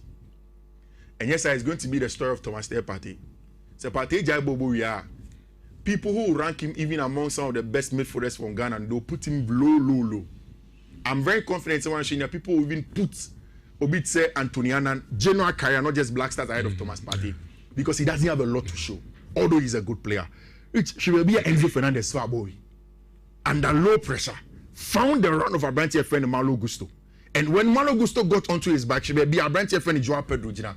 Sing say Liam will see nearby no. A branch in the form name. Yeah, look, was 12 goals or so, 10 goals in the Premier League. It's not like Oshe goes no go. Yeah. It's contributing to play as well. Well, he's a different beast. A branch in the ball no one is serious. And after the game, Liam Rossini say on any assistance no after game biano, they make him work only on like penalty box in baby engine. Born call left baby abijina. Born correct. We say and Enzo Maresca na obabobo ni bi. So he was not doing too much of the box work. He said this season also goes or share with less games at Chelsea Football Club. Now, this is what makes me even happier, even from this ball from our brand friend Enzo Fernandez, the ability to find it over there. And every day, I would say whatever Liam Rossini Enyan or Chelsea, it is the basics of the job of Enzo Maresca. Say all transforming our brand friend Enzo Fernandez into an all-rounded, all-phase 8 has been important. Then that finish from Joao Pedro. Now, Chelsea won the game by 4-1. Credit also to Ali Garnacho. Mebabe Kacho says Chelsea boy 11v11. They are one of the best teams. Now to the game that went on at Tyneside. I mean, Ninja will push his young goals. Maybe. And I'll be analysis. They wrap it up. I know be analysis now, man. Oh, the yeah, I know it. And boy need this was a baby, and I been a draw crap. But that is how you have been playing for the last 3 games. Obeka said, Mekacho said, but baby United, you don't need to play well. Yeah. You need to win matches. And although United are not playing well, if you manage and you qualify for the Champions League, this Kabeba is important. About attractive players to want to come and play for Manchester United, then it goes on. So for me, I'm happy that United were constantly winning. But I was always worried as an analyst, say, a bedroom maybe against certain sides, you may not get it like that. Because against Everton, I felt like Everton were undone. And it was United for the resilience and the moment winning some match. Newcastle was a different animal. In fact, tell me Newcastle share 1 goal. Now, Ramsey Kokodi is a red card. No. I say, what are you guys doing? From red card, penalty, match 1 goal, then just in the 90+9, right. Then you get an equalizer from Brent friend Casemiro. The game stretch. I felt that United could go on and then win the game. I'm not near waste for war anymore, though. Yeah. We see chances less. In Bomo, for example. Yeah. And no chances, begging chances.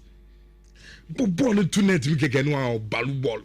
Especially at that after that red card, because United air away to Georgia, Anadin, St. James Park. It's not easy for you. In fact, in the last 4 results, 2-0, 1-0, 4-1, and then 2-1. These are the times any results I'm bringing out on them. I'll forever now understand why I'm not a branch friend Thomas Tuchel, Epe, Anthony Gordon, or Chelsea. The directness, the pace, and the ability to hit opponents now. It is clear and obvious for everybody to see. And Makani several times, which Midisi, I just want to ask you this. What is going to be your top 4? Villa, top 5. Villa form not drop it. Manchester United, Liverpool, Chelsea. Given how Europe air corner, all of the English teams now qualify. So it's very, very clear, say, Omubenya higher coefficient, and it will get 5 teams for English Premier League. And that is what I'm asking you, say, we are confident teams being never corner. Teams being never because are top 4, top 5. Arsenal first. Man City second. Third, Manchester United. Hey, third, third. You place third, yeah. Now you target by second. Okay. Be easy to everyone, but. Nina no most first. There first will be Ankebi. And able place third. Probably Chelsea 4th. Okay. Na Liverpool about 5th.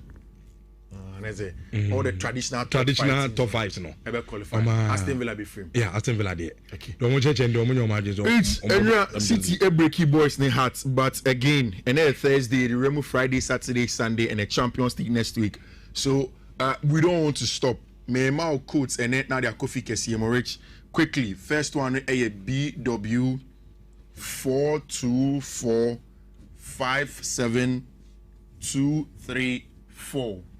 Second one a BW 42455D41. Third one a BW 4245430D. And our last one a BW 42451EBC. Rich. Okay. These are codes I'm a demand with you. Like I always say, social media handles no sort of Fifi Manfred or Carabinian. I mean, Ento Greens, Emfa, and also Fifi Manfred. And Martin and Caminia George, our Germany, Stuttgart. But don't say, say, hello, my boss. I believe all is well. I woke up this morning to realize that heaven and hell in defense couldn't accommodate Anthony and William, even when they were, even when there was an early red card in the first half. Oh, Richardo. Cha-cha. George, Stuttgart, Germany. And now this message at the Abraham Frank. And so, Manchester acronym, UK. Frank, good morning. You say, Bibia, Bokom. Bismarck, Owusu Bempa Yala, Eba. Na, Onoso Ababetua, so the Amai. But before, no, Pamcho, Yeni, Apomidon, Como, Kitu, Yeni, Dominium, Eba. And penny funding come na area encouragement in so emfa emamona we are na person ko su bempire la enso to so emfa emayen yako Dominion Heba na yako akodi nkomo Dominion Heba nkwana wo munuro aboa amatese abrochefui ene obi be frɛ hello na Dominion do ebi wo ha na nsa yankamoma eboa ne yesen ne yasubua na ebu and Dominion for basia na ama mani adie pa opei good morning yabunu na empom yede ade achi de nyame no kwafo bro yede nyame ase na anopa wo ba abrochefo no sa na omugusu frɛ de wo kan na dance na omugusu ka sebe ade achi na oba to dwom no aka sɛ ade nyame aye mensaka Yesu a na je sa na dwom ni kunu wa ye adwuma yie otwampoa so mu na akwa sorry a wo se agyeman hwehwe nkrofo sorry a wo se agyeman also account for Zulu Champoa. Dominion herbal powder, Penny said the Okano. Yes, it's a panic when I'm by the sending in Safo. Share, Debia Meba, Samba Copenhagen, say, O ni baby or team in switching you Jufua, Omra Messenger. We put you in Jufo. But what I say, would him set up a young ranty and I and I'm Cobani and Samba Copenhagen. Yes, say, whoa, Sisawi. Didn't the Chipaka for which, what? I bet it. I bet it will. Wait a minute, my Yebida, over to me the jack for. Na adane bet to and then a really an answer no pay so be a table. No cranium make catch be with me. Organa and I said, Quakuma to him. A dear Bacope, and a bit mamma who? Oh, Menano, Mary, Abem. I said, you say better than Yachi. Near to you, and do me necosi. What dear bra in Shrefem? Bizasemo dominion nibo. But I bet you Bacope. Cosache. After almost if you don't say, and your papa no sorry de bia. I say, ne nanti unkuye, ni bribi unkuye no nini. A Dominion herbal powder. And you do fan work too. And yes, of Ubinasha won't come. And you are not oil beer, a Dominion winning. A ye na bana, na hahain. Niaho do Macmaco, Adriana, watch 48. And I can't boom the food and transport for approval. Eddie Amay. We need the things from Ranty wine in a name in a home officer. Nano, and son of Moankasa, programs manager, Kukuzu. I can't say when you're in a new Dominion. Let me Entino on Yamre. On Yamre, so on one day. Sana a Dominion herbal powder. A brofu back to Cramfra. A withdrew. It's the American show ni pursue team in NSA. And Tanaho, MOB fast roqua and an watching. Sebe yesi ubri bini asorboa okotokre en Castro debi nemu we bisa say kwan ben ana wo be fa so okotokre na Castro asorboa na be yama o age se wo fa biribi na wato abono no no so nya biribi enfantomo age so yi sa okotokre no no so ayre ato abo enti tutu as it trend say tutu anamon brain sire fm ha ana every pharmacy and drugstore bi organ na hinyana bon wona ne ko o de okwa pe Dominion herbal powder me pacho powder ye de me ma pebinum nom na nopa pe nsuosia hono nsuosia no sa powder na kakra bi na fa gu nsuosia num bo mo ne so be nom na ono mo a se de utie bia be biare no ewo bia so yo bi na utie me na stroke na wanya ekwan ban ana afa so de nya stroke openi what you say stroke eye de padi bebre se eye bronsam yare enra na me tie papa bi a o kirekire nse bi mu a radio station bi me pesa me catch Ghana fo nyina say onipa bi obeka catch say stroke ebro sam yare no ye wa no hu catch say hu enye no kre o sorry a wodo mo nsa pa o sorry a ensa uno mpa uni di o sorry a whisky ni na sefu ni ade me ntu fo se jai na mo me tu fo se twa so na fe o sorry a o mere bo revise o mere bo na wo mu no hwese na o ti o ye fresh power won fe pa na ma yo bi di ho dance okay sa bre ni voice mi nyana nka ti o sa asem na o ka no o voice no no ka sa na o de tie but oba wo mu a on testance no wo mu no o face no fresh but on testance no wo mu no nya sa na tie o body na nyini ti hu age nti o ti asen so na wu wo inside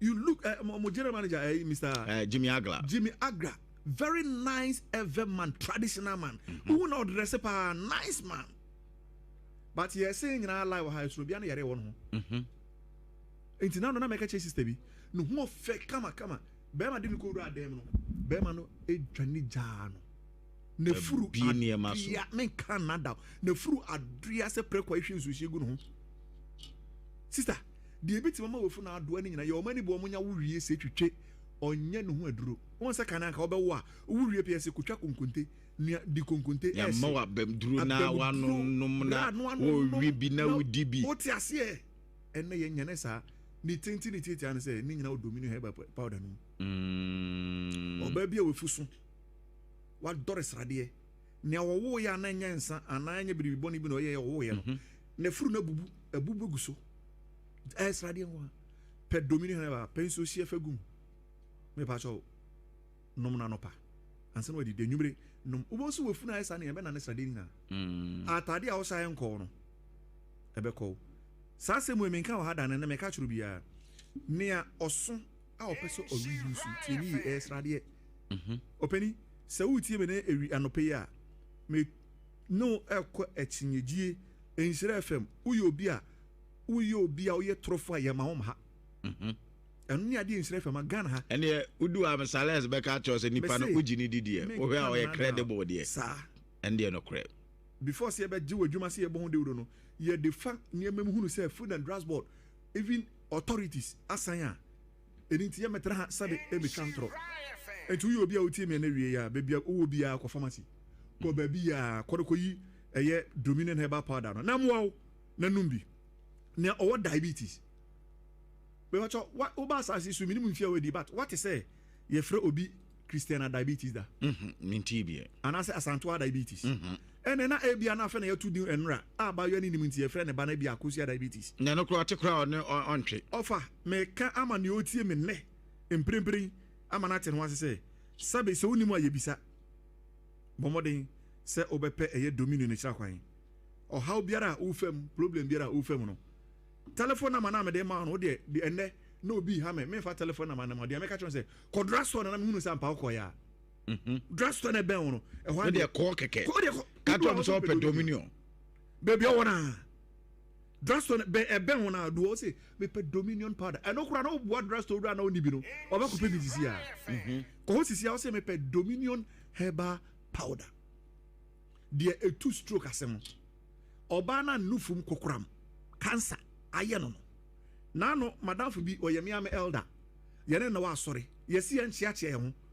bra me so me elder ne nsɛm no asɛ ɔno no ɔnyɛn dadebena ɛne nwa me nsɛm de eti saa nsɛm ɔde sra ne yere no fo ho a na ɔmia me patcho onya breast cancer owie no oyale enti yɛbɛbɔ voice bi na manfo etie ɔbaa bi a ɔwɔ kokoram ɔnufum ɔbaa bi a wenya cancer ebu a na mpi onunufum but ewonimu mesrew ha ho bebre Dominion herbal powder na ansa na ɛbɛbɔ voice no uyo obi a ɔda no ntimi na ɛnɛma bebre ne de ba nea adwendwen ayɛ ne ma nea ne yiri gya no nea ne bɛma nsɔre ɛyɛ nneɛma bi na ɛtrega bibi ma ne yɛ den ɛma biribi sie nea yɛbo no no anadwo na ɛyɛ amanfoɔ sɛ ne yere mu ana yɛbo no nanso ɔba no mu na ɛbo no no ɛnɛ atore ne subiri mu pɛ Dominion herbal powder papa bi adanse a yɛba bɛdi bɔ na amanfoɔ hunu sɛ saa biribi wɔ hɔ na metie advert no sɛ na metie already so ya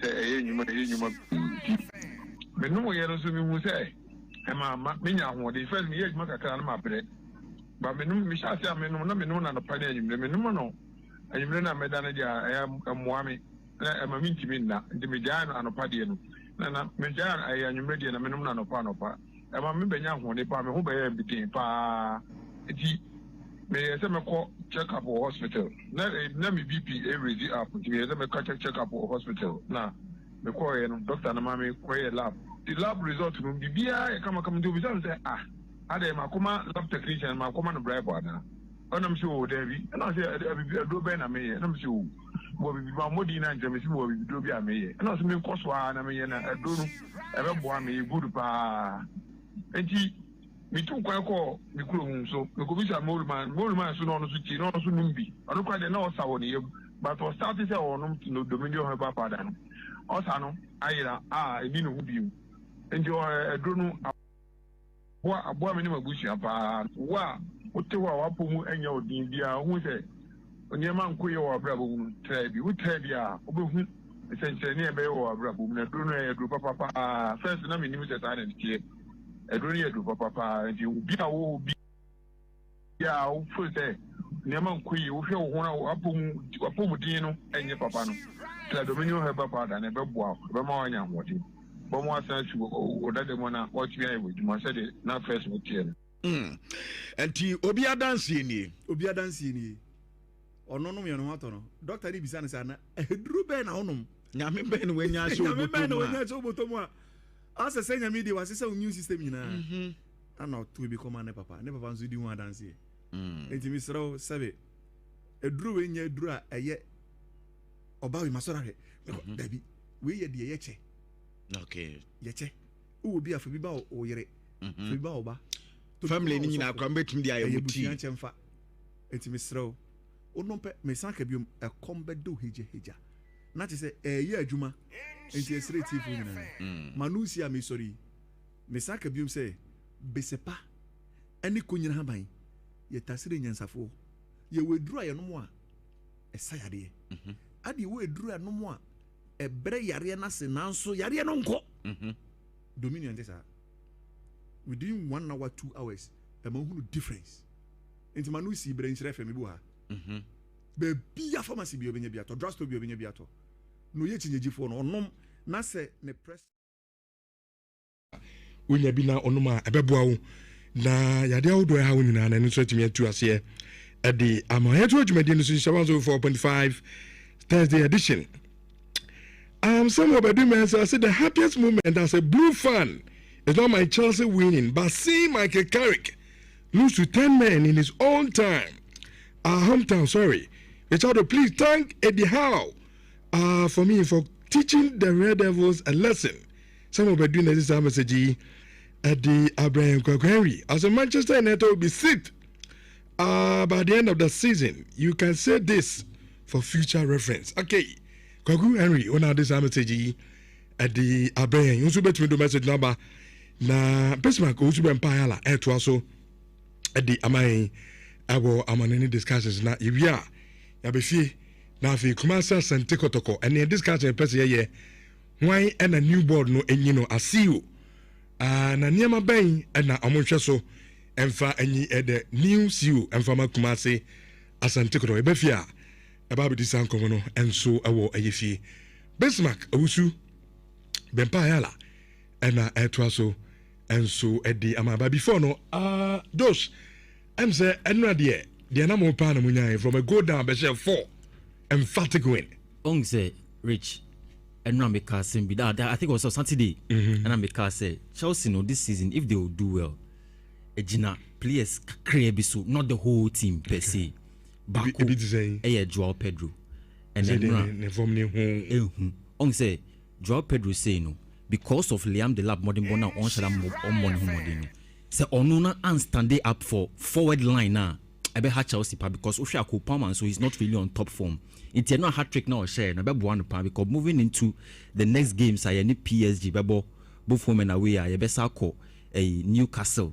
So I say there be Newcastle by Stamford Bridge. You know, a games I was say it's me maximum points. Per se a general top form inside the year. I was say it's me win this again. Then now, Maminka we in chat war. And now games are a boy that was Arsenal for 1-0 now moving against Brighton home no was their 10th 1-0 win of this season. Into we need 1-0 10 times this season. Arsenal. This is the only time we started before was 2003-2004. Okay. And now we started and now so Arsenal completed 71% of passes against Brighton, which is their lowest since 2021 na omone Manchester City a boy 68% of passes. Arsenal Lancaster no still there's still some controversy in terms of free flowing football no more and now Hezela I can say he was but the way he say okay Richard, this is how I want to see Manchester United week in week out. You Yadamase ebedum so. Good morning. Now, what you saying? Oh, Chelsea just was a coincidence and almost in India. Oh, almost so come. Oh, okay. No mutinum okay. I'm not paying Mr. Monsieur. A bare face over show, my dear.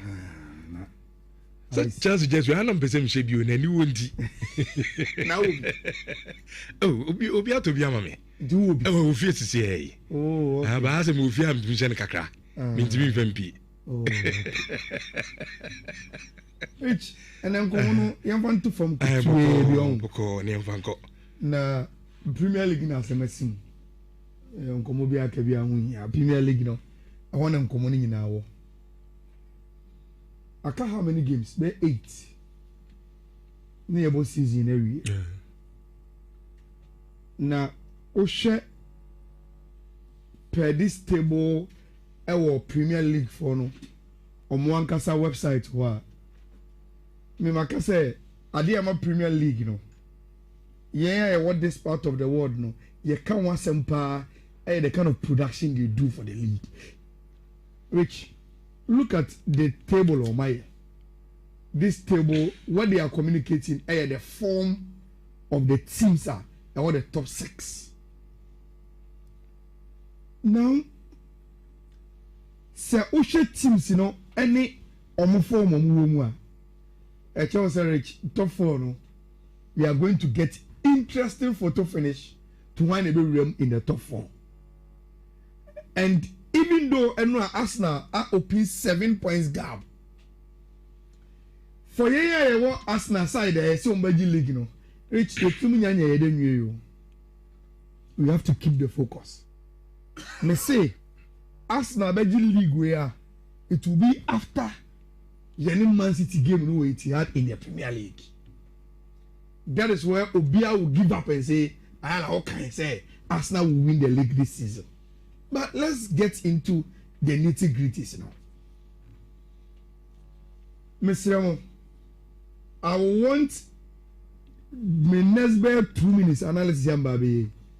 I want it to be on record. Rich Enra, Man City will 2-2. Which for me, and your results, I was so much surprised, say by because over the last few months, my argument I believe strongly say Arsenal are the best team in England, and that Ometimiaji league, Any the opposition argument I have made for more introduce City say no, Ayala City for no, and they say City this season ain't yet too consistent to overtake Arsenal. And so we should City critically. Games no more born. And the kind of chances they give out, our more games, results be saying is going to come. And Rich, this will not be the last disappointing results at City Benya till the end of the season. But as a Ghanaian, amidst this City conundrum, no Rich, there is one happy picture of City. Ghana ni be episode no chi na ene I want to make my second biggest statement on Abranti Affair and Semenyo. Semekan will be a OTA Sports we are. My first biggest statement I'm making here when Semenyo made the move to City was that Rich in the Blasters now. He has become the biggest boy in the Blasters camp. What to kudus win because of the team at Obo. Now, Rich.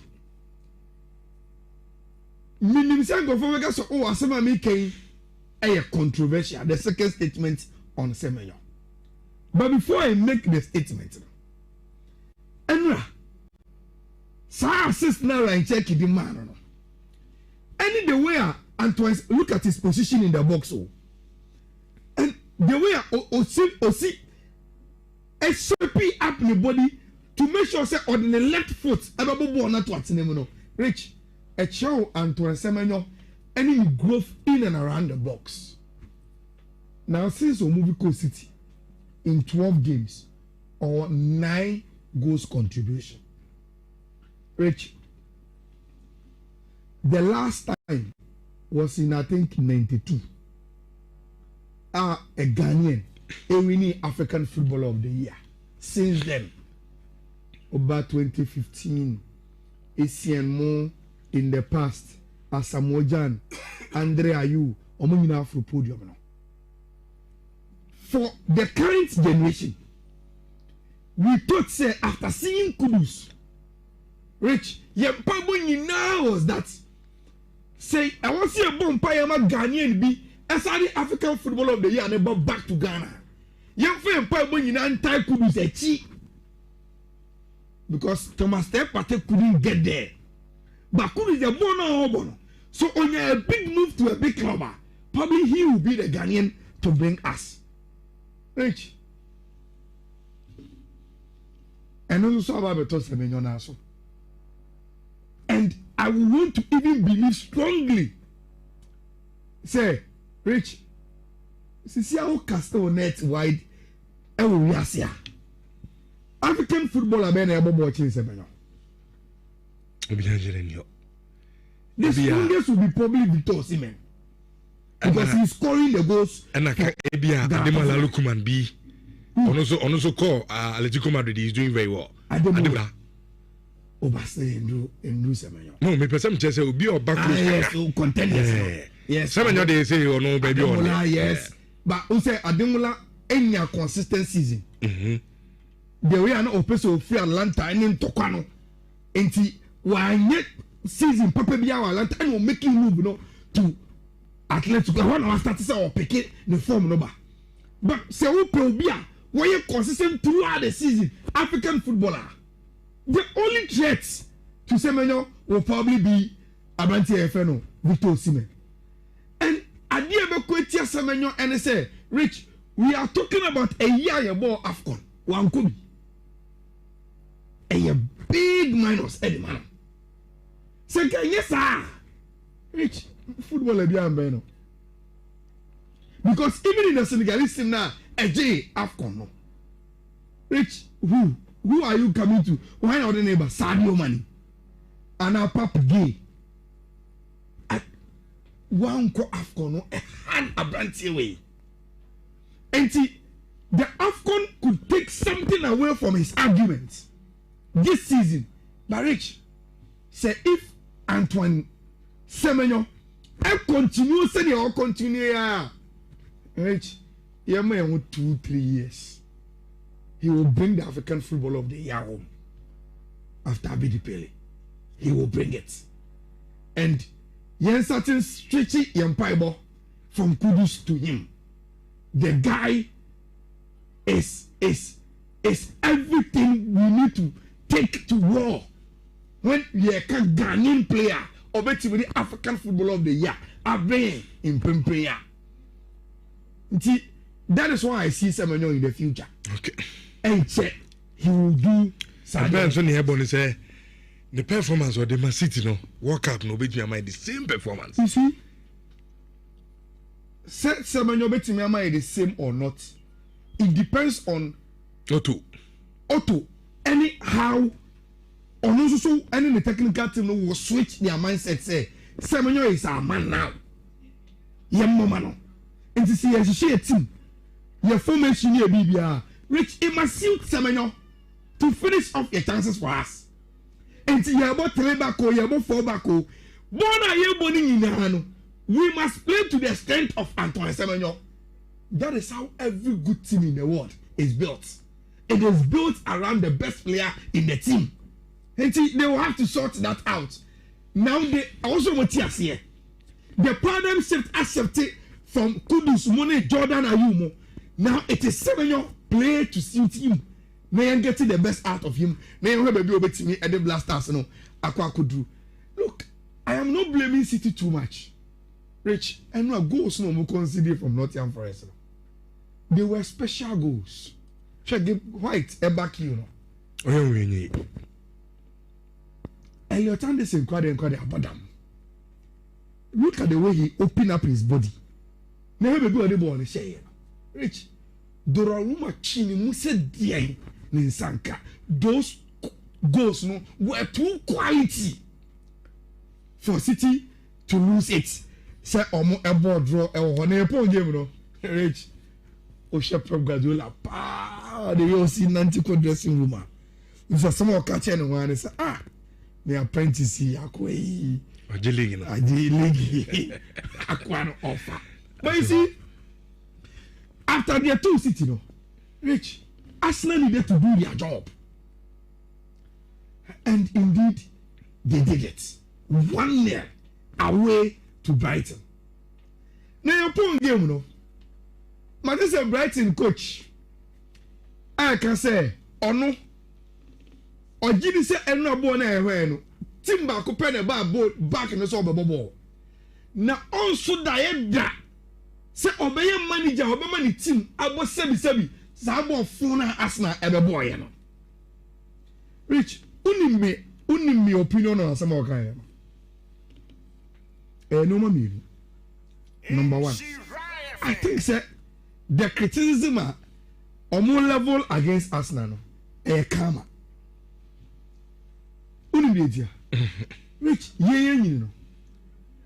Arsenal were one of the most flamboyant teams in the world under Wenger.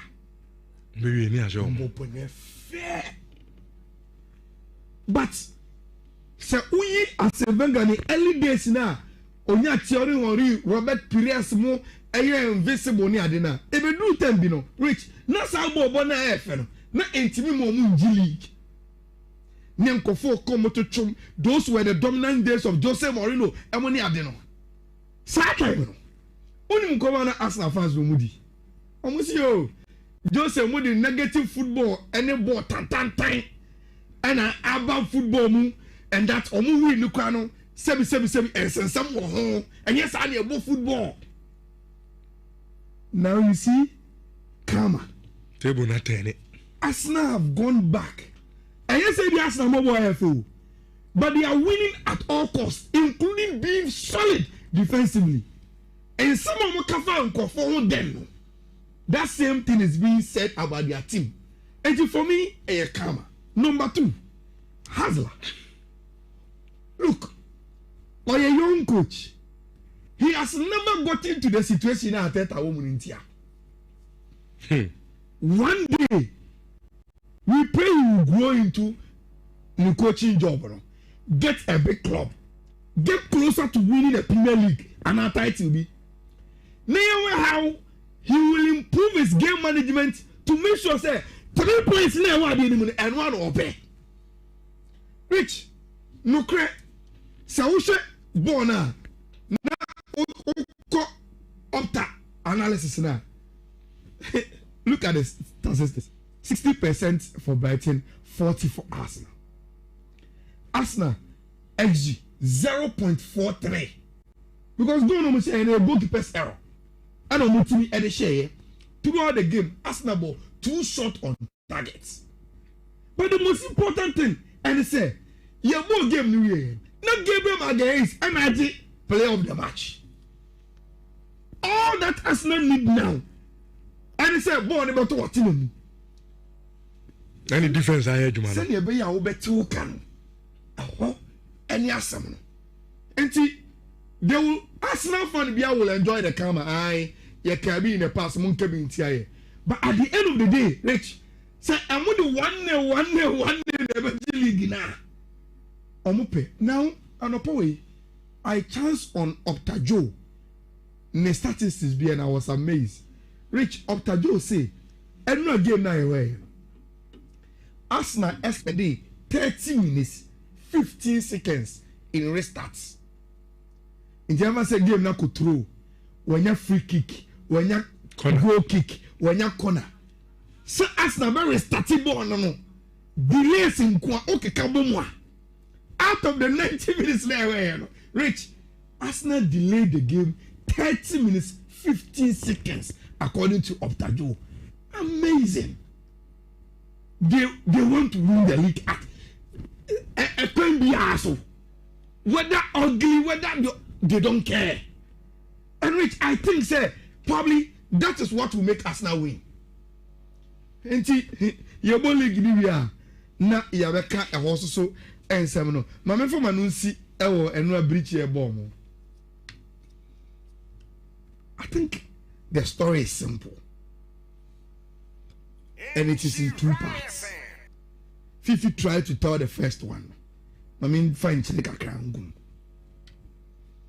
2 parts, no. First one, the interesting way this game story is written. Michael Carrick as a small boy is from Newcastle.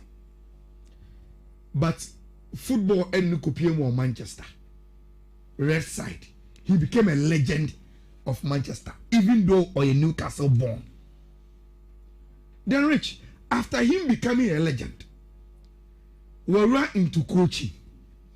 When you one spell woman you and also die. And when you second spell since I'll buy no Obian division. enti uko the chroma almost say tell your boy no ko legend or man you know your man coaching your boy then he comes to his hometown unbeaten almost say masa yeah and you chroma until his own people deny him of his unbeaten run. Then the second story is about the goal scorer, Rich. In 2014, more organized Manchester United soccer school. No? Then this guy, Osula from Denmark, came win the best player at South Football Clinic. No, Monsieur Mo fan. Say okay. And you will be able to survive. You be a professional footballer. Oh, Manchester United. Rich, Abrantani in the Mua Kopie Newcastle. On the day that someone had to come and break more beating record, no, it turns out to be him. Football stories. But I agree with Fifi, Rich. Sir Osha says a character by now. Megidi said, even though not our unbeaten run, but Rich, some unbeaten run and I'm one. Games are not papa power. I am first to repair. City Arsenal. Yes, the Manchester Derby, and we win against Arsenal. The rest of it, so shady I get to say, Manchester will do level. I also would do that. Rich, there were question marks on it. Especially any Everton. Look, we 3-2 against Fulham. Okay, how a 3-2 win the buyer. There was problem. Osha, look, 29th minute, and I thought some the red card. Of course, now we need 2-0 after when you record in the first half, 29 minutes, and you'll be answered Kutu Romero. You understand? Yes, record no. Emma game really easy. Emma Manchester United. Then against West Ham, draw ya. And look at switch a really game every year. 90+6. And a Sesco ever rescue. That game no Emma Manchester United. I'm a man to me and winning. Then it was the game that you were talking about. Money Everton game. Scrappy win, very very scrappy. And see, even though Manchester United are unbeaten and Mikel Arteta, but Rich, after the first 2 games, the win against Manchester City, the win against Arsenal, no? The rest we were all carried away by the results, no. But in terms of playing Nankasa year, that is why, Rich, probably you need to take your time in campaigning for character. Oh, some of them in Macano, I'm saying he's doing well, but he didn't take your time. Yes, because you're president. You need to take. You're coach. I mean, a typical example. You're looking at associate. You need to take your time. Yeah, dear Jumano man as interim. He was doing well. I feel the man permanent. I feel the Aquena or to Papa. So you didn't take your time. But now, since in the court, we need few says a manner. Yeah, dear Jumano, but maybe that's to say that I will never advise. Say because of the result need man. And apart from taking time on Carrick, you know, I think that you also need some small beef up in terms of individual players. Yeah. The options are not too many. Okay. And when I say Casemiro from Ogate Neba, what does he really add? And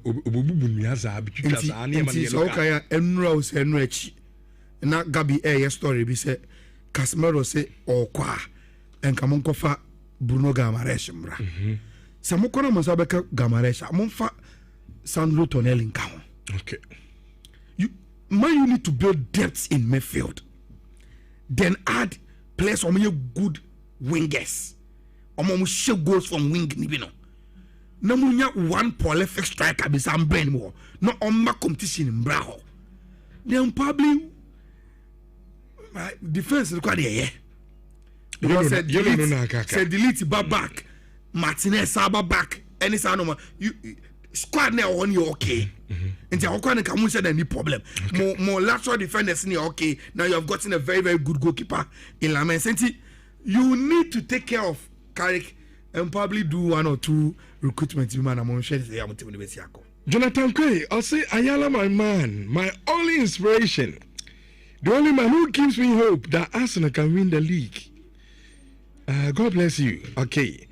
Jonathan Quay, and this message at the Abraham Nosunafi, young family, Yakoto common guest. I'll say Samanyo doesn't do much at Man City simply because they have the men doing most of the job in the midfield. Unlike Bournemouth, sometimes he has to drop deep to be part of the game. As I said, when you buy or she goes in the but City, they have the men to do the job. But there's nothing. To an only the big cacre become in there. Or sniffs a danger now. Opposition no one knows about him. Timber will be Obino Timber. Ireland, but City can to Oman to Semen also bet tappy Bonibi. Bernardo Silva here, Rodri. Check him. And Babeshego. He need to be around the right place and score. Nejuman or Yeno. That is his job. Ghana for this will be a year. Onye de young guy don't go to see at Bournemouth. No, to be bad deep about football. No, but he's doing the same thing at City. But City did has a check money in the man. And you know, Bernardo Silva. Yamaji born from Queen. Yamaji born from Queen video. Okay. I say I know quite there. So on Beji born so and turning from pushy video. Upon him is all the 12 games are in the Premier League for City. Oh yes, Adiano. Okay. And he's adding. Oh yeah, clinical more. Oh City. I'm far brand ten man. Okay.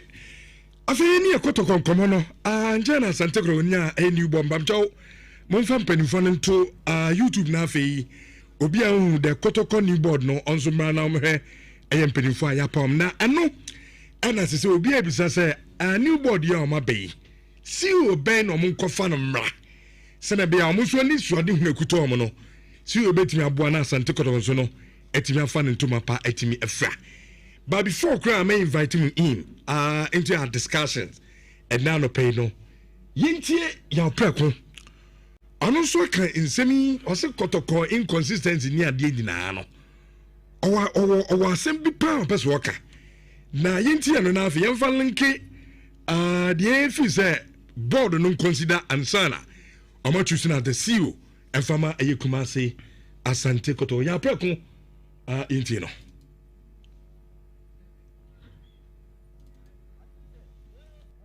The team to and where Ujina and Inti Yantini Conco tap Ebia no next step be a caca the team the Beco or copy Ocosiano one a better was almost as a den on Inti is it difficult to go to him? Is it difficult to take advice from him? So no normal face over to my money Bioma. Ebia no unfinished business. Is it bad to confront him and say obey an answer on you? Because I don't mentia say hell Hali no money Zamalek no more come managing team no yeah sometimes no yeah part of world Ghana we rely on history history once upon a time na yeah then sana kotokone has of folk I think millennium has a realm a build a team and no conquer Africa kotoko hiccups they got to finals and be no moment to me no my the moment no team no baby a and has a kotoko no pejo mo and ye leg no okay enti ya preko say ono de onim hwekra no ebetuma sa beje Asante Kotoko no onse papa ne de niema bebre a lot of changes. Which part of your preko ben? Former player at the Black Stars of Ghana. Ya preko asem na making also on Kotoko team no we dey chere no feel say obi di say yewura aye betmensa the dwumadi obobo ma Asante Kotoko no ofu so unfinished business bi awo Kotoko as a company for besa trase no man hwe na nkomdo opani na babaki bi ma with ideas obefa Kotoko also may 5-year development project mama me time me build the team at Africa I win Africa oba ye Kotoko nya a lot of sponsors sika ba team nim it is such a young man our assistant nim those who are into football see idea but still no nimdie no ho dia of few say Asante Kotoko nsan hwe na nka bi o metimi consider no na nka si we adwuma no no so aba na odimi aba ba ye dia ma Asante Kotoko a anka anya bad cry because of few man no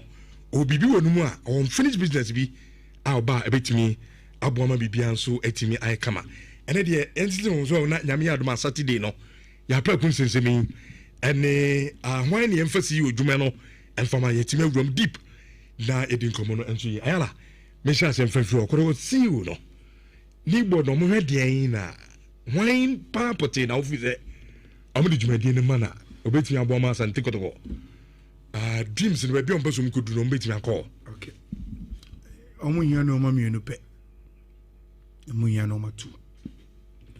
First one, I said, also much Kotoko project into 2. Park and so. The sporting project. BBF club no administration. The correspondent with CAF, the correspondent with FIFA, the correspondent with GFA. Players bear neighbor recruitment saying yeah, coach bear neighbor, your club license and your meeting. Sanoman, football administrator. Then a coin be also more to convince it may be a Edeneba. A Chiane Kaye. A man by a permanent Kotoko football administrator. They must bring him. You might know that's a break. Yes. If they want to succeed, they need someone like that in the mix. Or secretariat, or he leads the secretariat. Or a permanent staff for Kotoko. Sikebia also or Joe Calfin de Ben de Babiano. Or my young na yan topping it up. Name Bonat Nasia or Kotoko. Until they need someone like that. Then the other one no, and the CEO no. Kotoko will need a commercial person. Enti apart from board no sika no mo no. Why na obeto to sika no? Oh, Dani sika ni. Amanfaso abaso. Yes. Na or the potential say any the capacity say sika no odi bi beka ho. Enti one edis can e ban na yiman so edis can no or the ye club no operations into youth team send a be Kotoko benya results and normal Kotoko here to strive as a club in terms of performance any sign of money and sana skeleton must be a football administrator and someone who brings in the money and or to sika semino. Now, Sir Upobia Rich. Indeed, Sir Kotoko Pese or two now for on the African continent. Or the capacity to be the CEO that brings in the commercial. Then you need to go in for a big man. Okay. Maybe Dr. Foymenena Mokasi say, if you continue to pay peanuts, you get monkeys to work for you. So where you say, what do you say? She can't get in Kitty now, but you man go for Ubenya Bisa for more. Those can name and bizarre. Yes. To Ubenya and bizarre result. Fantastic. I have said this almost 8 years. Rich, me say who will say you don't really need a CEO. You just need a CEO who has spent life as a business executive. Media is how to raise money. And the process of Rich, there are companies like KPMG. You can outsource your CEO recruitment to him. KPMG, Kotoko Yepe CEO.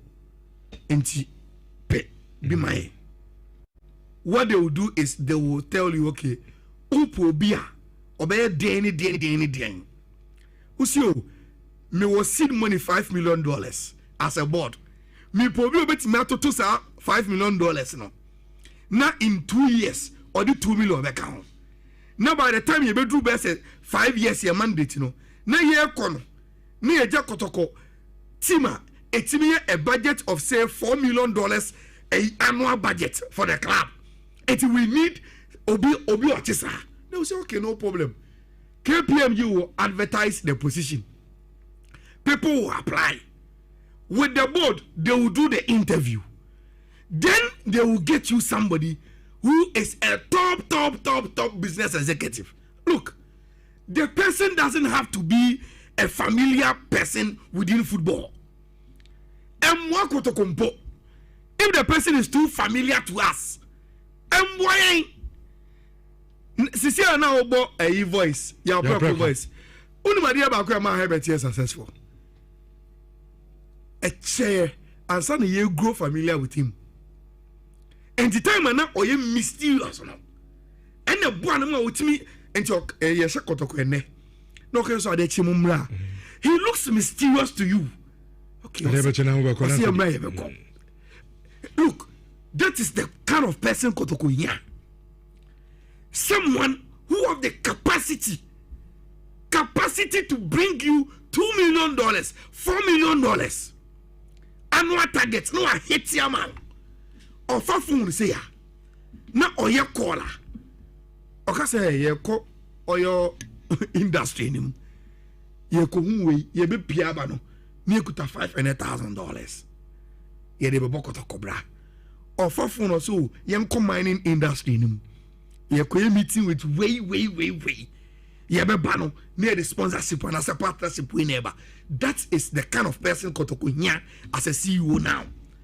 Someone who brings in the cash, a fundraiser, a business executive with high look and Komaya Midi, Rich, sebi manusu sumnaso, and family if a normal kotoko supporter bia or who kotoko say or kotoko G league now I want a preference choice bia or your low capacity enemy nyadi and family who cry. What the discussion I'm having is for those who want to see kotoko in the next 5 years, rise to the level of Simbamo. Put there a budget and say, yeah, just a Simba strike a boo or Ivory Coast. On or J Asek, a scene in Nassau last season, or J the Go King in the Ivorian League. Simba so open. Omako go to $300,000-$500,000. I'm a sex on the funnel. Kotoko Koyom so you bet just $700,000 ya fanaba.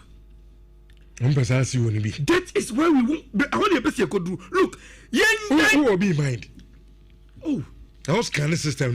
You see, the fact that I have put down, say, I will not want anybody who is a familiar face, and I don't want to mention name. Okay. Because the person must come as a mysterious man. His CV must impact. Sir, baby, I also kotoko do no. Rich. Any question kotoko accept another administration. Na nenu so ade hu ni say I was see ma samba ko.